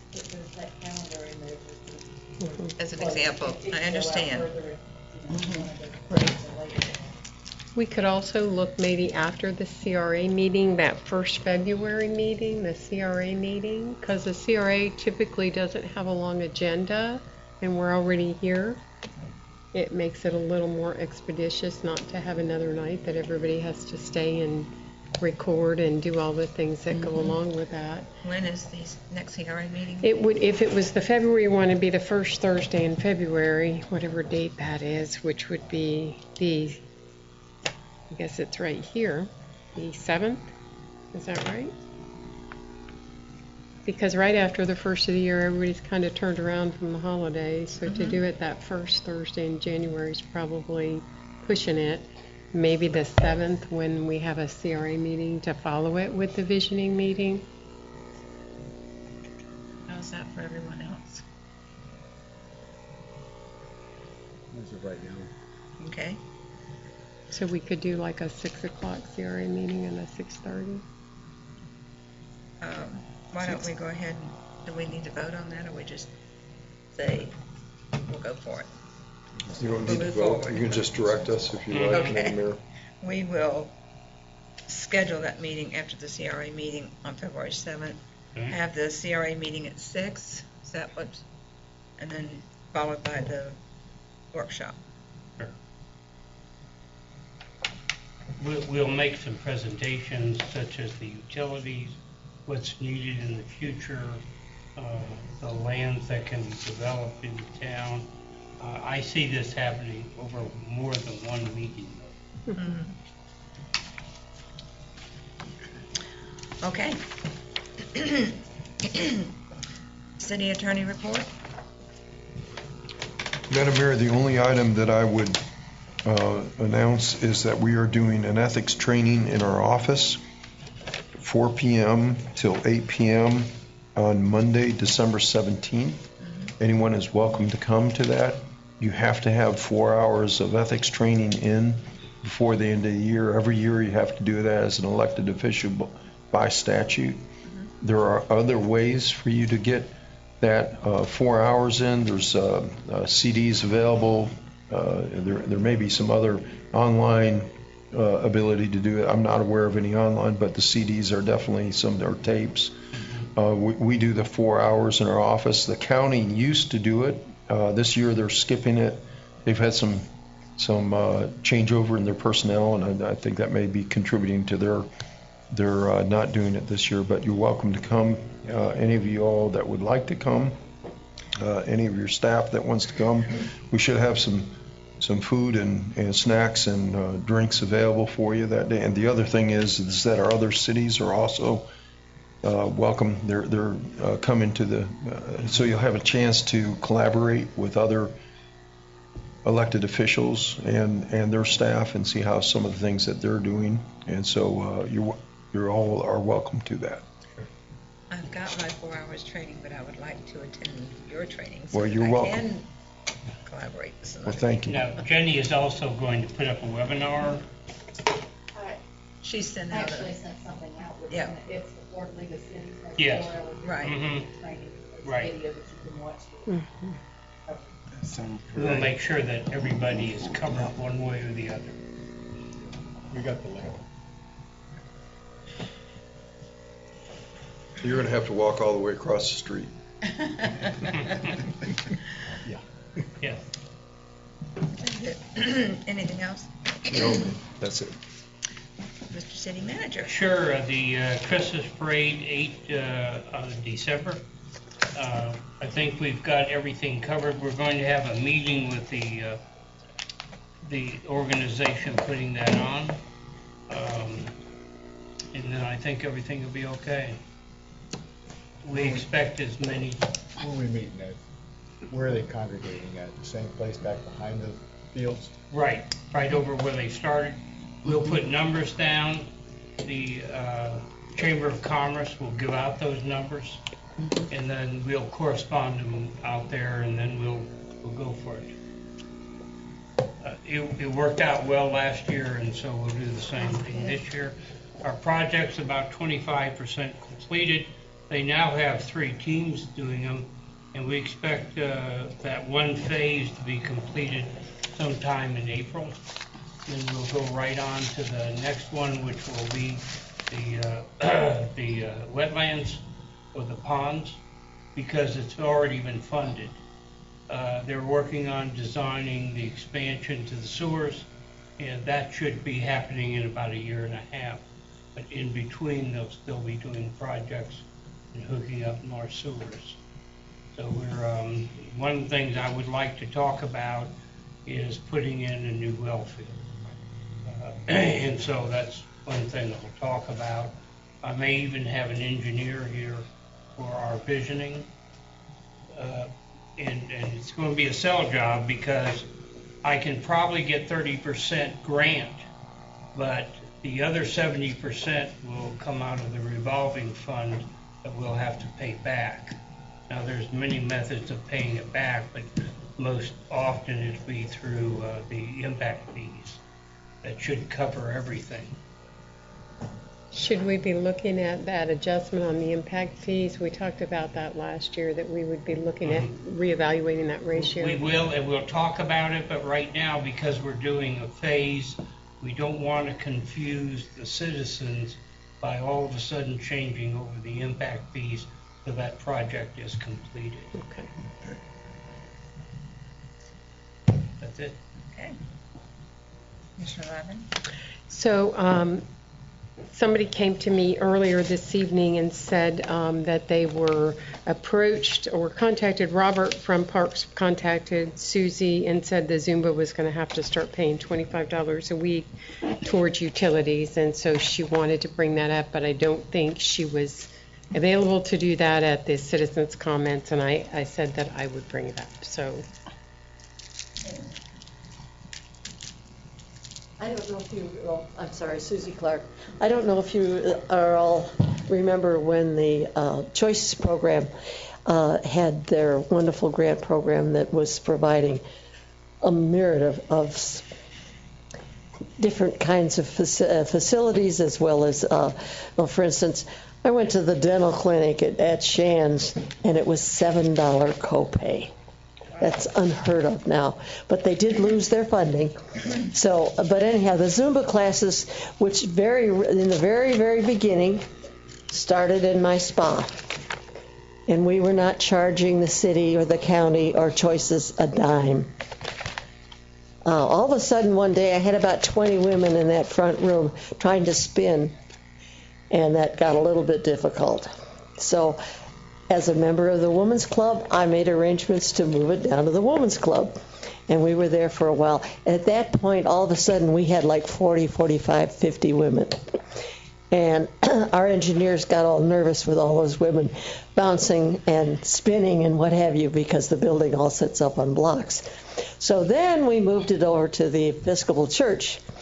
And that was working out fine, except they have all these metal and concrete pillars holding up the church, because we were on that very first floor, and people were running into them and banging themselves. And so at that point, made arrangements with you folks to move over to the Civic Center. And originally we were there on Tuesday mornings and Thursday evenings. Well, we lost our Tuesday morning gal, so our Thursday gal agreed to come in. We tip her $5 a class. $5. Now, before Thanksgiving, we had 6 gals. Tonight, we had a couple of gals that came that have not been to a Zumba class in a long time, over a year. So, believe it or not, we had 10 people, including myself. And I'm still doing Zumba in spite of walking around with this darn thing. But anyhow, the gal who is our Zumba teacher is a Gainesville City detective and a marathon runner, so she kicks our butt. So it's good exercise for the folks that are taking part in it. Hopefully we're all staying good and healthy. But if she has 5, I mean, what is that, $25? It practically costs that much to come out. Now tonight, she arrived at 6:15 because of work. So we stayed until 7:15. We're there for 1 hour on Tuesdays and 1 hour on Thursdays. There are times when she isn't able to come out, so we don't have a class. But my big bitch is there are a lot of other groups that use the Civic Center. And if we're going to be charged $25 a week, $25 a week is a lot of money for folks that can't afford to drive into Gainesville to go to the Gainesville Hill Health and Fitness Center. And I discovered one thing tonight, the class that is held during the day in Alachua at the library, they're not charged a dime for the use of the library. So, I mean, I could see us paying a little bit, but $25 a week, a month, a week, that's a lot of money, awful lot of money. And like I say, I'd like to see Monday nights, there's a whole big shindig in there with musicians, and they have a potluck supper. Are they getting charged? They are. Are they? Okay. And then our the senior program. But this is supposed to be a community civic center. Right. I'll relook at the charges. Yeah, we've never been charged. No, that's right. Never. I know, but there's an expense on the public. That's the utilities. The public is welcome to come join us. We're not charging you nearly the cost. They're charging everybody now. Yes. Only one group that's getting it. That's a Wednesday. The food pantry. That feeds 100 to 200 families a week. And that's the only one that's doing about that. Right, and we kick them out when there's a Yes. group that comes in there. Yeah. And they Well, go and we've had outside. the same thing happen, of which we're perfectly willing to, to get moved. Okay. But I'll certainly look at it. By you paying, guarantees you're not being kicked out. well, we understand that there are other groups that can afford to pay a whole lot more than we do. But I'll look at it. okay, thank you very much, Nancy. Thank you.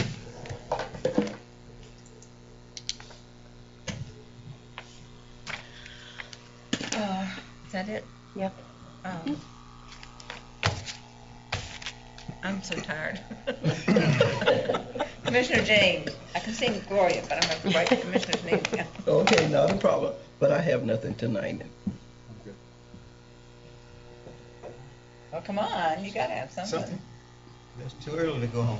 Yeah, no. That's not good. So I guess the commission be walking or riding. Definitely no fire truck. You don't want to get on the top of that fire truck. Possible. I ever do that again. No way possible. What do you want to do? I probably walk and ride. Yeah, I think most of the commissioners walk. I can walk, that's no problem. Yeah. Sure. Mhm. Oh, I can walk, yeah. We know Jameson's going to. We know he is. Yeah. I know My Gloria- grandkids have already asked Gloria gonna walk with me. if they're going to get to ride the fire truck. Yes. But I told them we have to see what was what. I can walk part of the way with you. Okay, I just want to make sure.